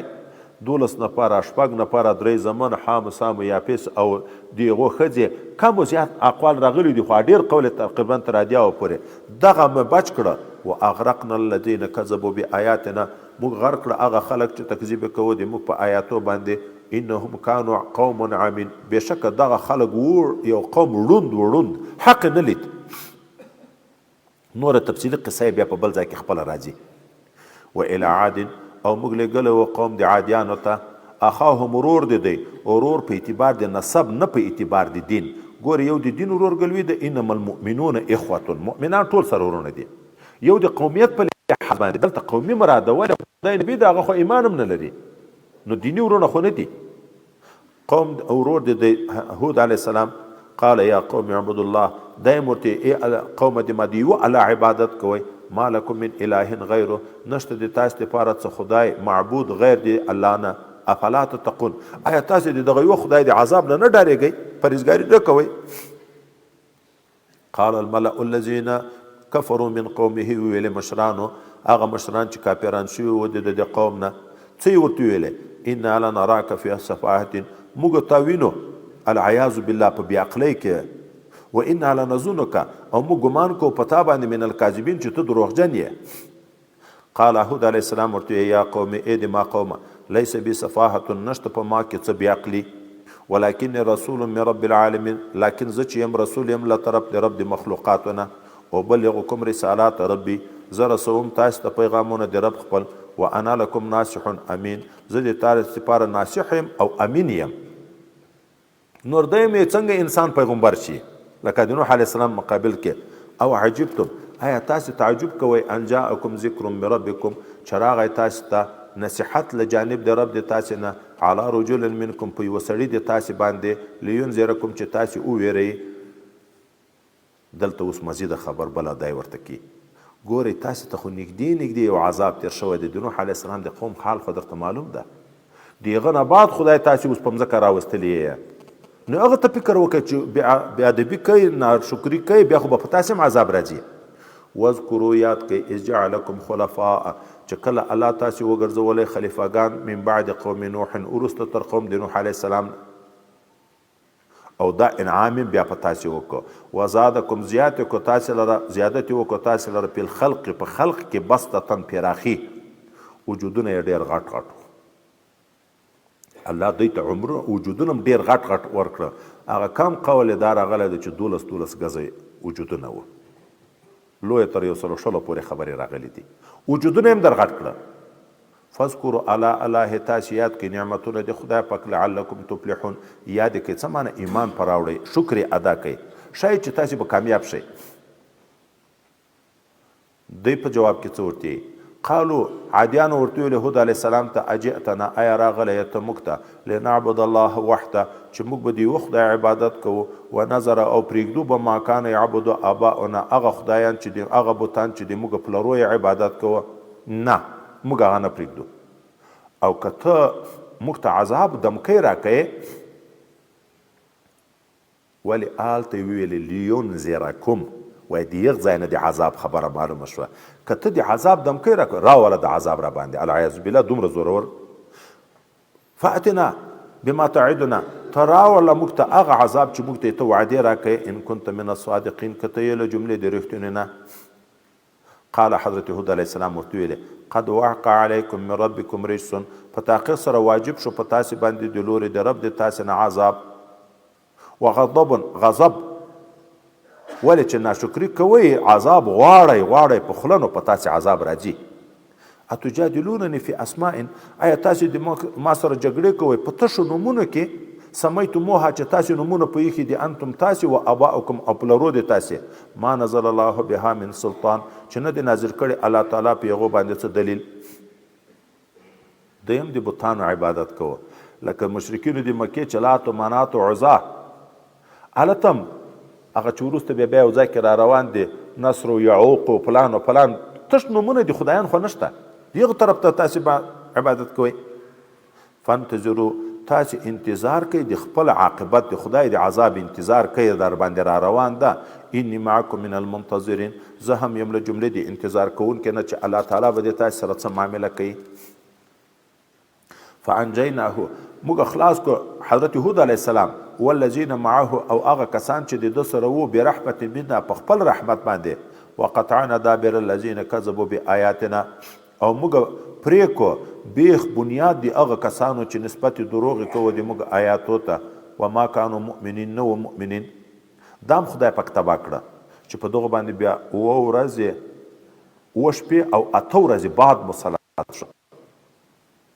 د غټ غټ وجودونه به داسې پورته کړه په هوا کې لکه بڼکه چې باد پورته کی او هلته په مځکه به یې وویشت مزغی به یې مات شو کانهم اعجاز نخل خاویه چې بیا په بل ځای کې موږ تاسو ته را روان دی و الی ثمود او موږ لېږلی و قوم د سمودیانو ته اخاهم ورور د صالحا صالح علیه السلام د درېیمه واقعه شروع شوه یو د نوح علیه السلام د قوم لنډ مختصرې واقعې دي خو عبرت ده ګورې چې د نوح علیه السلام چا ومنل هغه کامیاب شو بچ شو چې چا ونه منل ټول تباه شو د هود علیه السلام چې چا ومنل بچ شو چې چا ونه منل ټول تباه شو درېیمه ته موږ لېږلی و سمودیانو ته ورور د دوی نسبا صالحا صالح علیه السلام قال یا قوم اعبدوا الله صالح علیه السلام ورته چې د ما قوم د یوه الله عبادت کوئ ما لکم من اله غیره نشته د تاسو دپاره معبود غیر د یوه الله نه مخکې موږ بار بار ویلی دي چې اصول د دین د ټولو انبیاو یو د ټولو یوه خدای ته عبادت ته خلک رابولي قد جاءتکم بینة من ربکم په تحقیق سره راغلی د تاسو ته ښکاره دلایل له جانب د رب د تاسې نه هغه دا ده وایي دغه قوم دوی ته وویل حضرت صالح علیه نبی علیه السلام ته چې دغسې د خبر نه منو هلته به ومنو چې د موږ د وړاندې یو غټ کمر ته اشاره وکړه چې د دغه کمر نه بلار به اوښه پیدا شي بلار به چې هغه اوښه بیا د موږ د وړاندې لنګه شي هلته به د تا خبره ومنو تاسې نه منو حضرت صالح علیه نبی علیه السلام وایي په لمانځه ودرېدو بیا خدای پاک ته زارۍ شروع کړې الله تعالی د دعا قبوله کړه دا کمر دا غټه تیږه دغې داسې زګروی شروع کړو لکه غوا چې لنګېږي ازورونه چې ویي کوم زګروی کوي دغه تیږې داسې زګرمی شروع کړه د دې د وړاندې تیږه وچاوده اوښه پیدا شو خو دومره غټه اوښه چې چیرې په دنیا کې دغومره غټه اوښه نه وه بلار به لس میاشتې پوره د حمل وتلي بیا د دې د وړاندې دا اوښه لنګه شو دغومره غټه جونګه یې وزېږوله دا یې ولیده په سترګو چې په سترګو یې ولیده نو دغه ځای کې یو کویی و چې دی به اوبه چښلې یا چینه دغه اوښه به چې خوله په دغه اوبو کې کېښوه ډېره غټه وه تر څو یې نه پرېښي چې ټوله به مکمله وچه کړه په دغه ورځ به بیا د دې حیواناتو ته اوبه نه پیدا کېدې دی ته به نه پیدا کېدې خو دغه اوښې به بیا دومره شودې کولې چې ټول قوم به چې څومره تروړې د دغې ورځې نه د سبا ورځې ذخیره هم یوه ورځ نوبت یې وښي و یوه ورځ د دی د مالانو د 2 ورځو شودې یې ورکولې ټول قوم ته بیا یوه ورځ به د دوی مالونه اوبه کېده دوی به اوبه وړې نو دوی ته حکم و چې نن د تاسې چې اوبه چې کوي د دغه نه د سبا ورځې اوبه درته جمع کوي سبا ته بیا نوبت دې وښې ده حیواناتو ته هم چې نن ورکوئ د حیواناتو دپاره هم نن اوبه درته ذخیره کوي هغو ته یې بیا ورکوئ سبا ته بیا د تاسې د حیواناتو اوبه نشته خو دغه غټه اوښه چې د ژمي موسم به و ساړه به و نو دا به بیا کوز ژور ځای ته تله کندو ته چې دا به کوزو کندو ته کوزه شوه حیوانات به تر ډارېده ټولو به غره لورته منډې ویلې او د اوړي په موسم چې ګرمي به وه دا به پاس وخته چې دا به روانه شو پاس لورته حیواناتو به ټولو منډې ویلې کوز لورته نو هلته ټول قوم ته شودې ورکولې خو دغه خبره هم دی نشوی برداشت کولی چې دا د یوې ورځې ذخیره موږ د اوبو حیواناتو ته به موږ دومره ستړې به کوو چې د نن ورځې او د سبا ورځې اوبه به جمع کوو یا یې موږ حیوانات چیرې دا اوښه راشي هغه ټول منډې تروي نو د قتل اراده وکړه حضرت صالح علیه السلام ورته ویل ګورئ په دغه اوښ کار مه لرئ ناقة الله چې مخکې ما درته ویله شرافتن نسبت الله ته کېږي که دغه اوښه مو مړه کړه بیا په تاسې خدای عذاب راولي پوه یم کړه خو سره له هغه پوهي نه بیا د دغه اوښې د قتل بندوبست دی کوي 2 ښځې وې 2 کونډې وې او 2 مالداره وې دوی د صالح علیه السلام سره ډېره لوی دښمني وه چې موږ میږې او رمې همیش منډې تر ویي د اوښې نه په عذاب یو دا یوه په خپله ډېره ښایسته وه د دې یوې لورانې ډېرې ښایسته وې وایي هغه یوه مشرک ته دعوت ورکړو چې که دا اوښه دې مړه کړه زه به نکاح در سره وکړم ښایست خپله ډېره ښایسته وه او دا خپل مال کې به دې را شریک کړم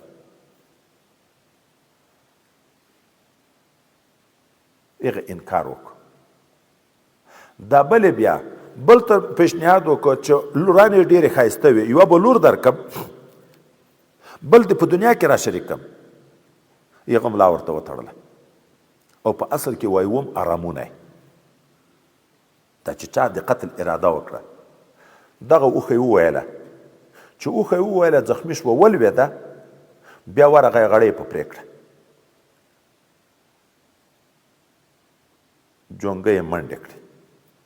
څوک ورغله حضرت صالح علیه السلام ته چې تا اوښه خو یې مړه کړه دی چې ورغی دا حال یې ولید مخکې نه یې وویلې وایي جونګه یې شته که نه که جونګه یې ویل یا امید شته چې دا قوم د عذاب نه بچ شي که جونګه یې لاړه نو دا خلک غر کېږي چې ورغله چې جونګه یې نشته منډې د غره لور ته ختلې بیا هغه لاړه په کمره ننوته جونګه یې تر لاړه حضرت صالح علیه السلام ورته ویل چې په تاسې عذاب راځي 3 ورځو کې د ننې 3 ورځ نه بعد به په تاسې عذاب راځي خو دی بیا هم پس خندونه وایي په شروع کړه دی علامې ورته وښوې ګورئ سبا ته به تاسې رنګونه ټول تک زیړ وي بله ورځ به د ټولو مخونه تک سره وي بله ورځ به د ټولو مخونه تک تور وي د هغه نه بعد به په تاسې عذاب راځي وایي د دې زړه ته خو نه لوېده خو بیا به یې ویلې په خپل منځ کې چې تاسې اوس بېګا ته ګورئ سبا ته چې مخو کې رنګ کې اثر راځي که نه راځي چې سبا شو د ټولو رنګونه لکه وینه چې پکې ختمه وي تک زیړ مخکې موږ بار بار ویلې چې د عذاب وخت راشي بیا توبې نه قبلېږي وایي چې رنګونه زیړ شو د عذاب مقدمه شروع شوه دی دلته ذاتي زارۍ شروع کړې ژړا وې او دته ورغله چې موږ توبه ده وایي ما درته ویلې اوس نه بچ کېږي سبا ته مخونه داسې شو لکه په وینو چې لړلي وي تک سره روژې یې شروع کړې خوراک یې بند کو ژړا وې کوي 3 ورځ مخونه تک تور لکه دا د دیګ بیخ چې پورې ومخې داسې تک تور نو صالح علیه السلام چې راووته چې هغه مه پرېږدئ صالح علیه السلام تر لاړ په دې باندې خدای پاک عذاب راوست. حضرت جبرائیل علیه السلام چغه په وکړه، وای د پاسه د لوري نه आवाज شو کوز زلزله، ځکه کله رجفه ذکر کیږي کله صیحه ذکر کیږي. لکه دنیا کې چې څومره غږونه دي داسې غږونه په شروع شوه، د ټولو زړونه وچاوده، داسې مړه شوه لکه بیخي چې ژوندی سری په دا کلي کې نه وي پاتې شوی. نو الله تعالی هغه خبره ذکر کوي، وإلى ثمود أخاهم صالحا قال يا قوم اعبدوا الله ما لكم من إله غيره قد جاءتكم بينة من ربكم راغلي د تاسو ته ښکاره معجزات له جانب د رب د تاسو نه. هذه ناقة الله دا د الله اوښه ده، لکم آیة د تاسو دپاره یو لوی علامه ده د ما په نبوت د الله په قدرت. فذروها پرېږدئ تأکلو چې خوري په ارض الله په مځکه د الله کې. ولا تمسها بسوء تاسو رسون مه کوئ دې ته په څه ضرر باندې. فیأخذکم عذاب علیم بیا به تاسو وینیسي عذاب درناک. واذکروا یاد کوئ اذ جعلکم خلفاء من بعد عاد چې الله تاسو خلیفګان کړي وروسته تر عادیانو نه، خو نږدې عادیان تباه شو تاسو مو وملیده مه کوئ داسې. وبوأکم فی الارض تاسو ته قرار درکو ځای درکو په مځکه کې تتخذون من سهولها چې تاسو نیسئ د اواره د دغه مځکې نه قصورا بنګلې وتنحتون الجبال بیوتا او ترژئ غرونه لپاره د کورو جوړولو. وای عمرونه یې ډېر اوږده و، په اواره کې کورونه به جوړ کړه، کور به ړنګ شو دی به لیانه ومړ. لکه اوس دا موږ چې ګورو ډېر اوږده اوږده عمرونه یې و. نو بیا دی غرو کې سمڅې ګارې جوړې کړې چې ازه ترې ړنګېږي نه. او یا دوم قول داسې ده، د ګرمۍ موسم د ساړه موسم. د ګرمۍ په موسم کې به د اواره کې اوسېده په کورو کې، او د ساړه په موسم کې به بیا غارو ته تلل، لکه دا تیخانې چې دي هغه څه ګرمې وي په غارو کې به اوسېده. نو الله هغه احسانات د حضرت صالح علیه السلام ورته ذکر کوي. فاذکروا آلاء الله تاسو یاد کړئ نعمتونه د خدای پاک. ولا تعصوا فی الارض منډې مه وایئ په مځکه کې، کوشش مه کوئ په مځکه کې په داسې حال کې مفسدین چې فساد کوونکي. قال الملأ الذین استکبروا من قومه هر وخت کې د نبي مقابله مشرانو کړې، خو د نبي دعوت اول غریبانو قبول کړی. دا چې کوم مسلمان و دغو ته د مشرانو وویلې. قال الملأ الذین استکبروا چې کوم تکبرجن و یغه وویلې من قومه د قوم د دنه للذین یغه خلکو ته استضعفوا چې ضعیفه کړی شوي وو. یعنې په غریبانو کې چې کوم مسلمانو بدل د دېغو نه لمن آمن منهم هغه چاته چا ایمان راوړو د دوی نه. څه یې ورته ویلي مؤمنینو ته؟ اتعلمون ان صالحا مرسل من ربه آیا تاسو علم لرئ چې صالح علیه السلام رسول د الله جانب د رب د ده نه؟ قالو یغو ویلې او انا بما ارسل به مؤمنون موږ په هغه څه چې دا صالح علیه السلام رالیږل شوی د ایمان درلودونکي یو. قال الذین استکبروا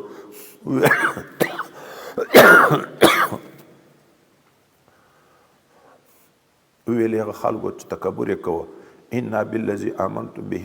موږ په هغه دین چې تاسو ایمان پر راوړی کافران العیاذ بالله په ښکاره اعلانونه د کفر چې موږ یې نه منو. فعقروا الناقة بیا یې زخمي کړه او مړه یې کړه اوښه. وعتوا عن امر ربهم او سرکشي یې وکړه د حکم د رب خپل نه. وقالو ویلې پس خندو ته بیا پسې ګوره یا صالح اهتنا ای صالح علیه السلام راوله موږ ته راتګ وکړه موږ ته بما تعدنا په هغه عذاب چې ته د موږ سره وعدې کوې ان كنت من المرسلین که ته یې له جملې د رسولانو نه. فاخذتهم رجفته دوی ونیول زلزلې پس د اورېدلو د سختې چغې نه، پاسه نه چغه واورېده مځکه پر راوښورېده. فاصبحوا فی دارهم وګرځېده په کورو خپلو کې جاسمین مړه یخ پراته. فتولى عنهم صالح علیه السلام مخ وګرځوه د دوی نه. وقال وی ویلې دا قوم ته یا قوم ای د ما قوم لقد ابلغتکم په تحقیق سره ما رسول کړی و تاسې ته رسالت ربي پیغامونه د رب خپل ونصحت لکم او ما نصیحت کړی و تاسې ته ولکن لا تحبون الناصحین لیکن تاسې نه خوښوئ نصیحت کوونکي. دلته اوس یو مهمه خبر ده. قوم تباه شو مړ ده، مړه قوم ته اوس خطاب کوي، مړه قوم ته دی غږیږي ای د ما قومه ما خو خپله غاړې در باندې خلاص وې د خدای پیغام مې درته رسولی و ما خو په تاسې پورې زړه خوړلی او نصیحت او خیرخواهي مې درته کړه خو تاسې نه خو کول نو یې مړی سره څنګه غږېږي وایي دغه غږېدا د صالح علیه السلام د دا قوم سره داسې ده لکه غږېدا د حضرت محمد مصطفی صلی الله علیه وسلم په بدر کې د مشرکینو د سردارانو سره بخاري شریف کې روایت ده په بدر کې چې د مشرکینو سرداران مردار شوه نو اکثره یې وړه هلته یو زوړ کوی و هغه کوی ته یې واچول او د نبی کریم صلی الله علیه وسلم عادت مبارکه دا و چې کوم ځای به یې چې ویني او فتحه به یې کو بیا به 3 ورځې هلته اوسېدو چې د همده کې ضیافت وکړي صفایي یې وکړي په عبادت سره 3 ورځې بعد حضرت پیغمبر علیه السلام ویلې د ما راحله زین کیه اوښه یې کته کړه پیغمبر علیه السلام په اوښه سپور شو روان شو خلکو څه کویل چې څه کار یې د دی د یغه زاړه کوهي په لوري ور روان شو هلته چې ورغی د کوهي په غاړه باندې ودرېدو نو هغه مشرکین چې کوز کې پراته دي ابو جهل ده امیه ده عتبه ده شیبه ده هر یو ته په نامه نامه ویایي ای پلانکیه ای پلانکیه ای پلانکیه آیا تاسې دا اوس خوښوئ چې کاشکې چې تاسې ایمان راوړی وای ما سره خو چې الله کومه وعده د فتح کړې وه نصرت یې کړې وه هغه خو ما پیدا کړه ای تاسې سره چې کومه وعده د عذاب ده هغه تاسې پیدا کړه که نه حضرت عمر فاروق رضی الله تعالی عنه ورته وی یا رسول الله صلی الله علیه وسلم د داسې بدنو سره غږېږي چې په هغه کې روح نشته مړی خو نه اوري نبی علیه السلام په جواب کې ورته ویلې ما انتم باسمع منهم ولکن لا یجیبون تاسې تر دوی نه ښه اورېدونکي نه یې خو صرف جواب نشي راکولی کنی تر تاسې هغه ښه اوري بل روایت کې راځي ګورئ مړی اوري چې مړی په قبر کې کیږدي دفن شي چې خلق ته روان شي حدیث مبارک کې نبی علیه السلام انه لیسمع قرع نعالهم دا چې څوک روان شي د یغو د څپلکو ټکی اوري چې بیا ملایکې ورته راورسیږي او د ده سره بیا حساب او کتاب شروع کړي نور خو حیات برزخي باندې د موږ عقیده ده د سورت ملک مبارکه د تبارک الذی شریف په فضایلو کې ترمذی شریف 2 جلد حدیث مبارک ده صحابي په شپه کې چیرې مسافر ده شپه په راغله اوار میدان د خیمه یې وویله داسې خیال یې نه و چې دلته قبر ده هغه په قبر کې د نن تلاوت د سورت ملک شروع شو 10 آیات یې مکمل تلاوت کړه ده واورېده سهار راغی حضرت پیغمبر صلی الله علیه وسلم ته فرمایي چې ما په یو بیابان کې خیمه وویله داسې مې خیال نه و چې دلته قبر ده هغه قبر و نن صاحب د قبر تلاوت شروع کو تبارک الذی شریف یې ټوله وویله پیغمبر صلی الله علیه وسلم جواب کې څه ورته هي الواقعه هي المنجیه تنجیه من عذاب القبر څوک چې سورت ملک ماخستن تلاوت کوي د قبر د عذاب نه خلاصوي داسې نه ورته چې دا څه لیونی چې مړي تلاوت کوه هغه د ژوندی اوري پاسې اوري دا کرامت ده د صحابي او نبی علیه السلام یې تصدیق کوي دغسې ډېر واقعات دي نبی علیه السلام انبیا په عبادت لیدلي دي نبی علیه السلام په طواف په حال کې لیدلي دي د مسلم شریف روایت ده نبی کریم صلی الله علیه وسلم د احرام په حال کې ده پوښتنه کوي د ملګرو نه دا کومه غونډۍ ده هغه ورته هرشه وایي زه حضرت موسی علیه نبینا علیه السلام وینم په اوښه باندې سپور ده له جوار الی الله تلبیه ویي بیا کندې ته چې کوزیږي دا کومه کنده د وادي ازرق زه حضرت یونس علیه نبینا علیه السلام وینم د وړیو لباس یې اغوستی ده لباس هم د وړیو ده او د اوښې مهار هم د خرما د پاڼو ده او تلبیه ویې له جوارا الی الله نور دا خبرې اوږدېږي چې په دغه باندې بحث کوو مناظرې د چا سره نه کوو بحث نه کوو خپله عقیده صرف باید وپېژنو زموږ د اهل سنت والجماعت عقیده د انبیا خو دې ژوند دي په داسې ژوند لکه د دنیا ژوند تر شهداو نه هم د هغو ژوند فوق ده ځکه د شهید د ښځې سره د عیدې نه بعد نکاح روا ده خو نبی علیه السلام چې دنیا نه لاړ تر 950 پورې بیا بیبیانې ژوندی وي نکاح ناروا وه د ده په نکاح کې دي د هغو ژوند خو تر نورو نه ډېر فوق ده خو 40 کاله بعد په احد کې مخکې سورت بقره کې موږ تاسو ویل چې خدای پکې چې شهدا او ته مړی نه وي چې مړی رالوت شو اوبه په راغله کفنونه هم نه خراب شوي چې هغه قبر یې رالوڅوه د حضرت حمزه رضی الله تعالی عنه په قبر باندې د کاریز خوله راغله دوی چې وایي هغه هلته په قبر باندې د ده په پښه مبارکه باندې کولنګ ولګېد تازه وینې ته راووتې. موږ دا څو کاله مخکې عمرې ته تللي وو، بیا یو نادره قصه هغه مسافرو ماته وکړه. په احد مبارک کې حکومت نوی غټ جومات جوړ کړ، وایي دغه بوکلین کار کوه، بوکلین کار کوه، په دا کار باندې دلته مړی شهید باندې پښه باندې د اوسپنه ولګېده تازه وینې راووتې. والله اعلم چې د شهداو د احد نه د که څومره نور خو تاریخ چاته نه و معلوم، خو په دغه ځای کې کار کوو وایي مړی را پیدا شو چې په ولګېدو تازه وینې راووتې. ډیرو خلکو ولیدو، ویډیوګانې یې تر وکړې، خو بیا وایي حکومت پوج راغی د دغه ځمکې نه یې دا خلک یې بند کړه د ویډیو نه، قبر یې نقل کړو جنت البقیع ته، هغه ادرې ته چې صحابه مبارکین کې خښ دي هغه ځای ته یې نقل کړو. وینې تازه وایي راووتې، قبر بیخي اثر نه ښکاره کېدو، داسې ځای و چې نوی دی جومات جوړوه په هغه ځای کې. بهر تقدیر تلاوتونه اوره کېږي. شیخ موسی خان صاحب وایي زه پلار نه دی کنکی پاتې شوی دی، د مور سره لاړم د قبر څنګ ته د پلار چې هلته تلاوت شروع شو، زه وډار شوم. وایي مور مې راته ویلې مه ډارېږه دا د قبله ګاه صاحب ده. د هغه نه بعد خو مې وایي بیا ډېر اورېدلي دي. د ارغندې خلیفه صاحب مبارک قبر ته په ناسته خلکو کې هغه ملګری چې مرید شو، اول زرمت خلیفه صاحب مبارک ویلې چې ور ومې لېږه چې هلته ورشه وظیفه وکړه. دی وایي ما په داسې خواږه اواز هلته تلاوت واورېدو چې ما په زندګي کې دغسې تلاوت نه و اورېدلی. دا مړي سره دغه د غږیږي د هغه مخکینیو امتو پس له مرګ نه ورسره غږیږي، قوم تباه ده، قوم مړ پروت ده، او صالح علیه السلام ورته غږیږي، وروسته بیا را روان ده، بل نبي خپل قوم ته غږیږي.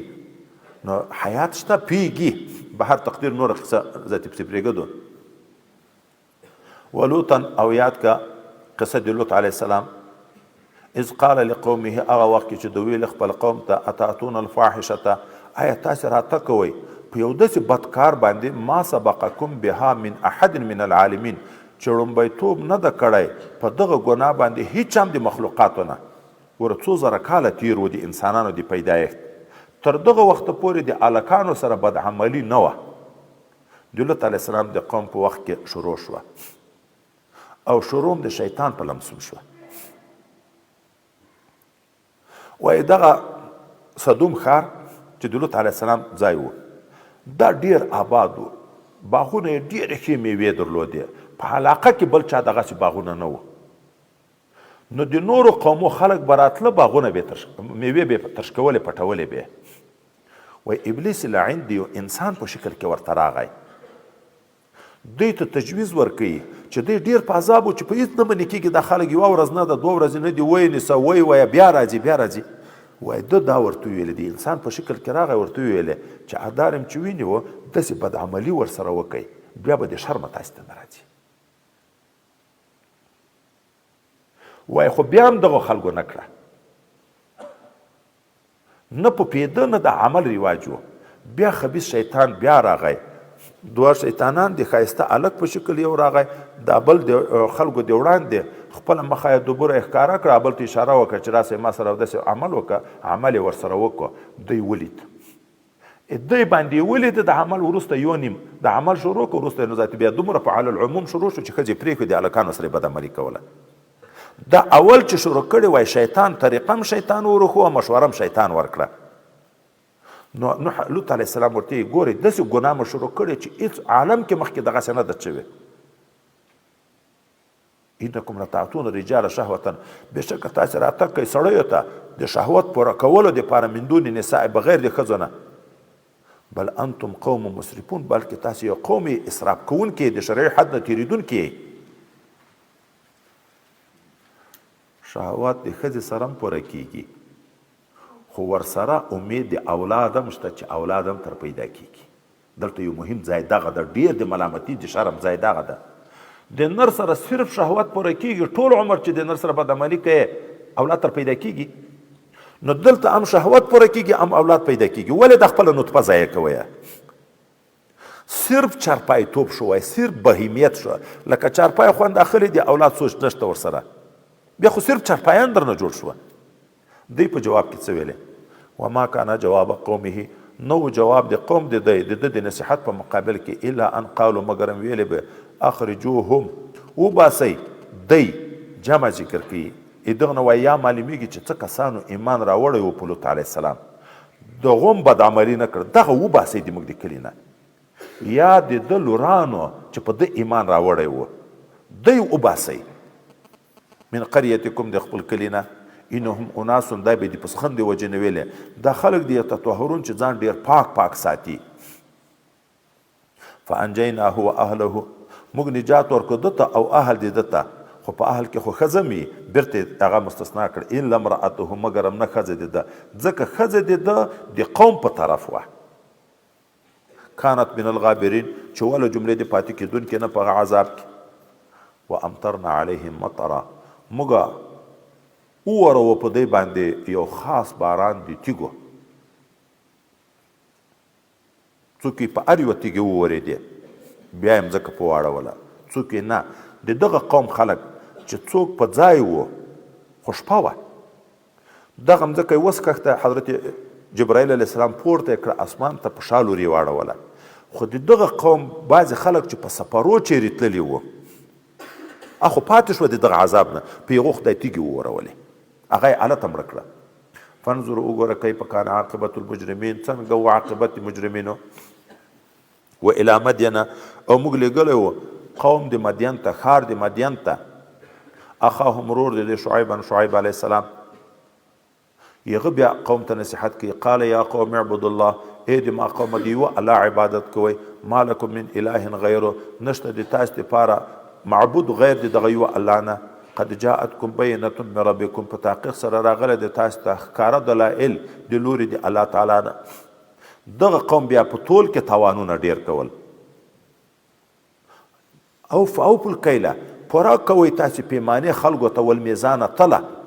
ولا تبخسوا الناس اشیاءهم ما ورکوئ خلکو ته حقونه د دی ولا تفسدوا في الارض بعد اصلاحها فساد مه کوئ په مځکه کې پس له اصلاح نه چې خدای انبیا رالیږلي د مځکې اصلاح وکړه تاسې فساد کوئ ذلکم خیر لکم دا یې تاسو دپاره د خیر دی ان کنتم مؤمنین که یې مؤمنین نبی علیه السلام ویلی دي هغه ګناوې چې په مخکې امتو کې به یوه یوه ډېره ښکاره شوه د هغې یوې ګناه د وجې نه به خدای هغه قوم ټول تباه کړو خو دا د نبی علیه السلام د دعا او برکت ته چې په دغه امت کې به آخر ټولې هغه ګناوې په ښکاره شروع کېږي خو خدای عام عذاب لا نه په راولي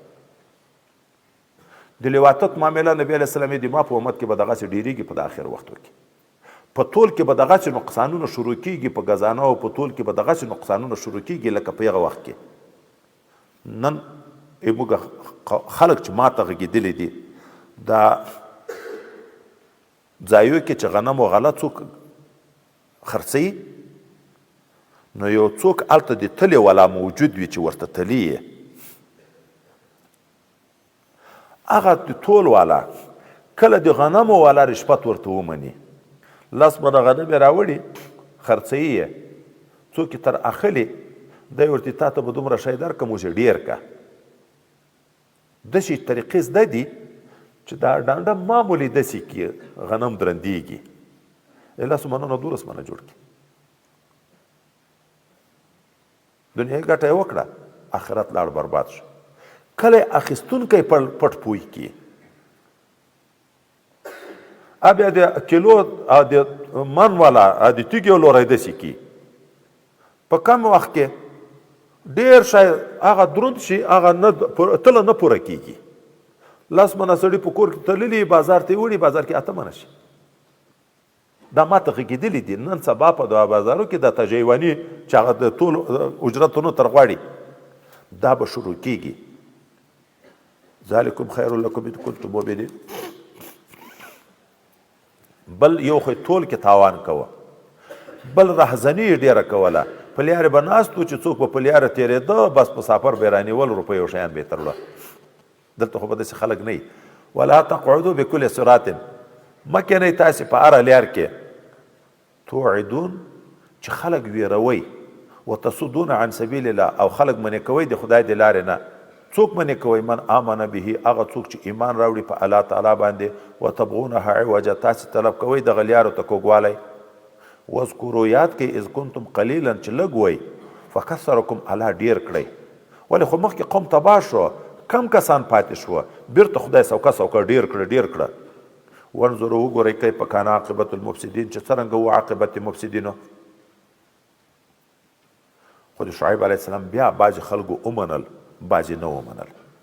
نو شعیب علیه السلام دا قوم ته اوس ویایي که یوې طایفې ایمان راوړ په هغه دین چې ما زه خدای پاک رالیږلی بل نه راوړ، دا مسلمانانو ته ویې نو صبر کوئ چې الله دې موږ د دوی په منځ کې فیصله وکړي. وان کان طائفة منکم آمنو، که وي یوه طایفه د تاسې چې ایمان راوړی بالذي په هغه دین باندې ارسلت به چې زه په هغه رالیږل شوی یم، وطائفة او بله طایفه لم یؤمنو ایمان نه ده راوړی، فاصبروا صبر کوئ حتی یحکم الله بیننا چې تر څو فیصله وکړي الله د موږ او د دوی په مابین کې، وهو خیر الحاکمین، دغه الله خیر د فیصله کوونکی ده. رکوع پسې په رکوع قصې خلاصېږي. قال الملأ الذین استکبروا، ویل مشرانو هغه مشرانو چې سرکشي یې کوله، تکبر یې کوه، من قومه د ده د قوم نه لنخرجنک یا شعیب، دمکۍ ورته شروع کړې، موږ به تا وشړو د دغه وطن نه ای شعیب علیه السلام، والذین آمنوا معک، او هغه کسانو چې ایمان راوړی دی د تا سره، من قریتنا، د کلي نه به م ټول وشړو، او لا تعودن فی ملتنا، یا به بیرته راګرځئ د موږ دین ته. قال حضرت شعیب علیه السلام ورته ویلې آیا موږ به درګرځو دین د تاسې ته ولو کنا کارهین، اگر که موږ بد ګڼونکي دین ته خو به په خواکه څوک اوړي، موږ په خواکه نه اوړو نو په زور مه اړوئ. اوس لا تعودن کې خبره لږ وکړو، عود خو هغه بیرته حال سابق ته ګرځېدن ته ویل کېږي. شعیب علیه السلام ولې العیاذ بالله مخکې کافر و چې دی ورته بیرته به هغه خپل دین ته راوړی. انبیا خو د اوله نه معصوم دي، نو یا یې د قوم په لحاظ ورته ویلی، قوم خلک خو اول کافران وو، خو د شعیب علیه السلام په دعوت باندې مؤمنین شوه، نو هغو ته یې غلبه ورکړه، مجموعې ټولو ته خطاب وکړه.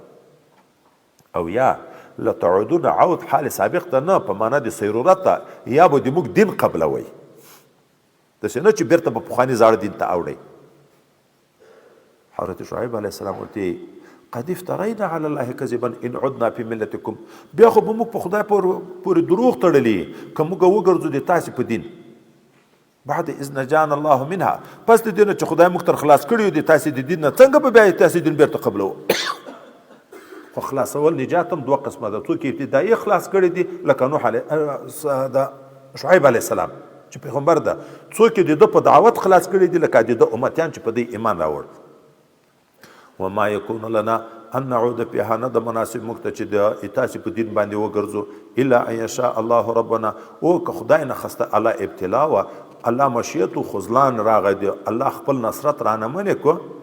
لکه مخکې موږ حدیث ویلو، نبی علیه السلام یو سړی نیک عمل کی، د جنتیانو عمل کی چې د دو د جنت په منځ کې لږ فاصله پاتې شي، اخره خاتمه خراب شي، بیرته کافر شي.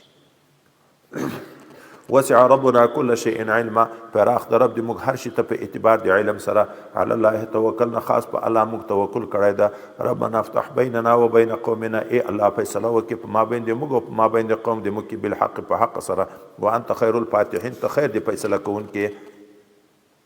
وقال الملأ الذين كفروا، ویل هغه مشرانو چې کافرانو من قومه د قومنا، خپلو اتباعو ته ګورئ چې خطا مو نه کړي، پر عذابونه ډارېږئ ما. لئن اتبعتم شعیبا، قسم ده که تاسې متابعت شعیب علیه السلام وکړو، انکم اذا لخاسرون، تاسې به په دغه وخت کې تاواني. خو پیښه بیا څه شوه؟ چا متابعت وکړه تاواني وکړه، چا مخالفت. فاخذتهم الرجفة، ونیول دی زلزلې، فاصبحوا وګرځېده په دارهم، په خپلو کورو کې جاسمین مړه پراته. الذين كذبوا شعيبا، هغه کسانو چې تکذیب کړی و د شعیب علیه السلام، داسې هلاک شو که ان لم یغنوا فیها، لکه بلکل چې د سره اوسېدلي دي په دغه کورو کې. الذين كذبوا شعيبا، هغه کسانو چې تکذیب کړی و د شعیب علیه السلام، کانوا هم الخاسرین، دغه تاواني شوه. فتولى عنهم، دغه مخ وګرځوه د دغه قوم نه، وقاله وی ویلې یا قومي، ای د ما قوم لقد ابلغتکم رسالات ربي، په تحقیق سره ما رسول کړی و تاسې ته د پیغامو د رب خپل، ونصحت لکم، ما نصیحت کړی و تاسې ته، فکیف عصی علی قوم کافرین، اوس زه څنګه خفه شم په قوم د کافرانو. دغه د هلاکت بیا ډېره هیبتناکه واقعه ده. دا قوم باندې ظاهر خو دلته خو رجفه ذکر شوه، وای په دغه خدای درې کاله قحطۍ راوستې، بارانونه ودرېده، ګرمۍ شروع شوې، داسې ګرمۍ وې چې زړونه به یې ودرېده. کوز سرنګونه په مځکو کې غارې سمڅې جوړې وې چې ساړه به هغه ځایونه لږ ساړه وي، چې هلته به ننوته تر هغه به زیاته ګرمي وه. بیا یې څه کسان د مشرکینو هم وایي مخکې دا دستور و چې تکلیف په راغی خانه کعبې مبارکې ته به څه خلک ولیږل، هلته به یې هغو چې دعا وکړه خدای پاک به مشکل حل کړه. نو څه کسان یې ولیږل چې تاسې لاړ شئ هلته دعا یې وکړئ. د دغو مشر هلته د مکې معظمې د خلکو سره دوستي درلوده. د هغه ځای سردار د دوی خوریې م و او زومې م و، دوی د هغه کره واړول، هغه ذاتي ناز ورته شروع کړه، ښه یې ساتل او مینځې وې، هغو به سندرې ورته ویلې، شراب یې پچکل. قوم یې ذاتي ویر شو. د ډېرو شپو بعد هغه سړي وویلې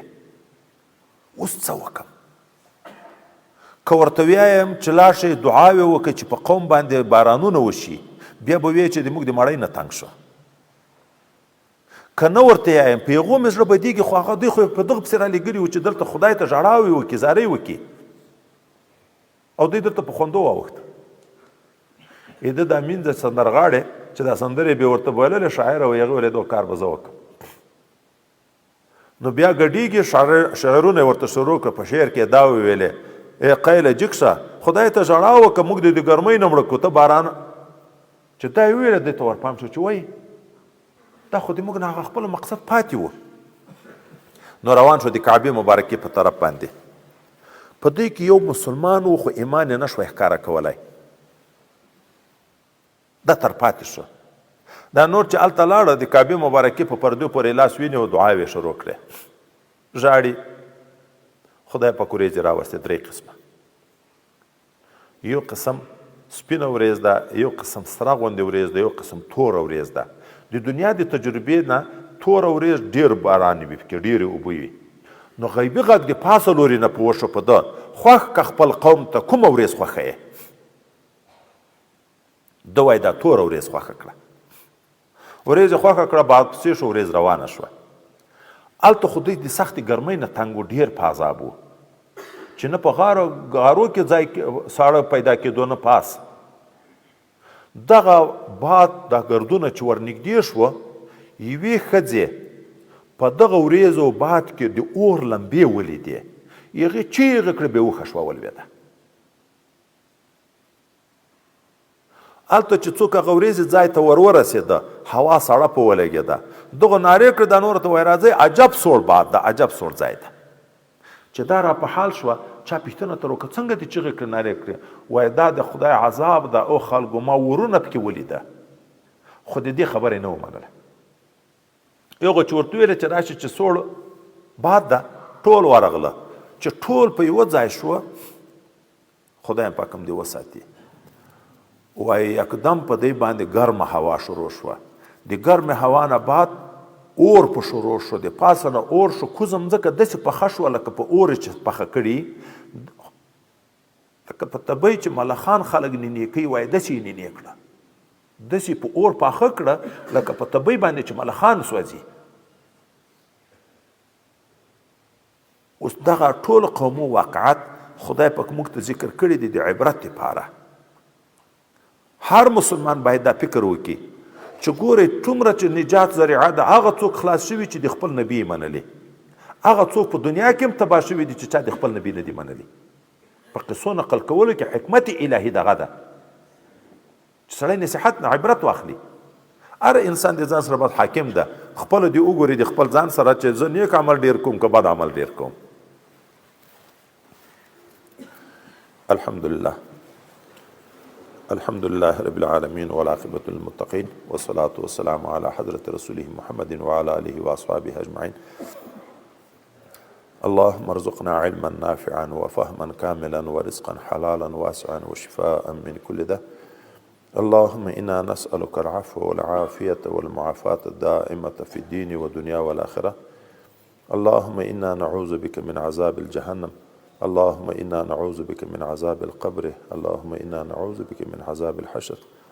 اللهم ارزقنا لقاءك ورزاءك ولواء حبيبك مصطفى وزيارته في الدنيا وشفاعته في الآخرة. ربنا آتنا في الدنيا حسنة وفي الآخرة حسنة وقنا عذاب النار وأدخلنا الجنة مع الأبرار يا عزيز يا غفار يا رب العالمين. اللهم إنا نسألك من خير ما سألك منه نبيك محمد صلى الله تعالى عليه وسلم ونعوذ بك من شر ما استعاذ منه نبيك محمد صلى الله تعالى عليه وسلم وأنت المستعان وعليك البلاغ ولا حول ولا قوة إلا بالله العلي العظيم. خدای دې متعالی موږ ټولو ته خپل رضا نصیب کړي، د ټولو کړو ګناهونو مو مغفرت نصیب کړي، آینده ژوند د استقامت شریعت نصیب کړي. الله تعالی د را روانه د برکت میاشت، د عظمت میاشت، د رحمت میاشت، خدای دې متعالی موږ ته سبب د رحمت خپل وګرځي. الله تعالی سبب د عتق من النار، سبب د مغفرت راته وګرځي. د روژې مبارکې کامل آداب مو نصیب وګرځي، ټول پوره ثوابونه مو نصیب وګرځي، د تقصیراتو نه مو الله حفاظت نصیب وګرځي، د ښو تراو کولو توفیق الله تعالی ته نصیب وګرځي، د ښه نیک اعمالو توفیق راته نصیب کړي، د ټولو ګناهونو نه مو الله تعالی تب کې وساتي. خدای پاک دغه روژه بهترین عبادت دې موږ نه خراب مه کړي. خدای دې متعالی ته راته آسان وګرځي. خدای هر عبادت ته موږ ته آسانه کړي، موږ محبت ورسره پیدا کړي، هر ګناه راته مشکله کړي، موږ نفرت تر پیدا کړي. طرفت العین او قلم خپل نفسو ته مسپاري. څومره مسلمانان چې موږ ته دعاوې کوي یا د موږ نه دعا غواړي، اخلاص کې، محبت کې، خدمت کې، معاونت کې، خدای په دا روژه کې څوک د غریبانو سره کومکونه کوي، خدای روژه ماتې ورکوي، صدقې په کوي، اخلاصونه ورسره کوي، د ټولو الله په شر دروس حاجتونه دیني او دنیوي د غیب د خزانو نه پوره کړي. الله د آفات و بلیات و مشکلاتو نه د موږ سره حفاظت نصیب وګرځي. خدای پاک بندیان د اهل اسلام د بند نه خلاص کړي، قرضداران د اهل اسلام د قرض نه خلاص کړي، مریضانو د اهل اسلام ته شفا کامله نصیب کړي، مسافر د اهل اسلام په خیر او عافیت خپل کورونو ته ورسي. خدای په هر عمل کې اخلاص او د تا رضا نصیب کړي. خدای پاک خاتمه مو په ایمان باندې کړي. موږ د مشایخ کرامو، اساتذه کرامو، والدینو، حقدارانو درجات عالیه جنت الفردوس د تا رضا ته دیدار نصیب کړي، چې ژوندي د الله په ژوند کې برکت کې، صحت او عافیت نصیب کړي. موږ ته توفیق د ادب او د خدمت نصیب وګرځي. الله د دې دعاګانو نه مو محروم کړي. خدای دې متعالی دې دعاګانې د موږ په باب کې قبول وګرځي. د ټولو شهداو الله درجات عالیه او د تا رضا نصیب وګرځي. موږ کشران او مشران الله ټول په شریعت باندې مستقیم کې. طرفت العین او قلم خپل نفسو ته مسپاري. د شر د نفس نه، د شر د شیطان نه، د فتنو د اهل زمانه موږ ټول مسلمانانو ته حفاظت نصیب وګرځي. د موږ زمن، د موږ ورورونه، د موږ لمسیان، د موږ شاګردان ټول الله علماء ربانین وګرځي، مریدان مو اولیاء کاملین وګرځي. خدای پاک په هر عمل کې مو اخلاص او د تا رضا نصیب کړي. سبحان ربك رب العزة عما يصفون وسلام على المرسلين والحمد لله رب العالمين. آمين يا رب العالمين.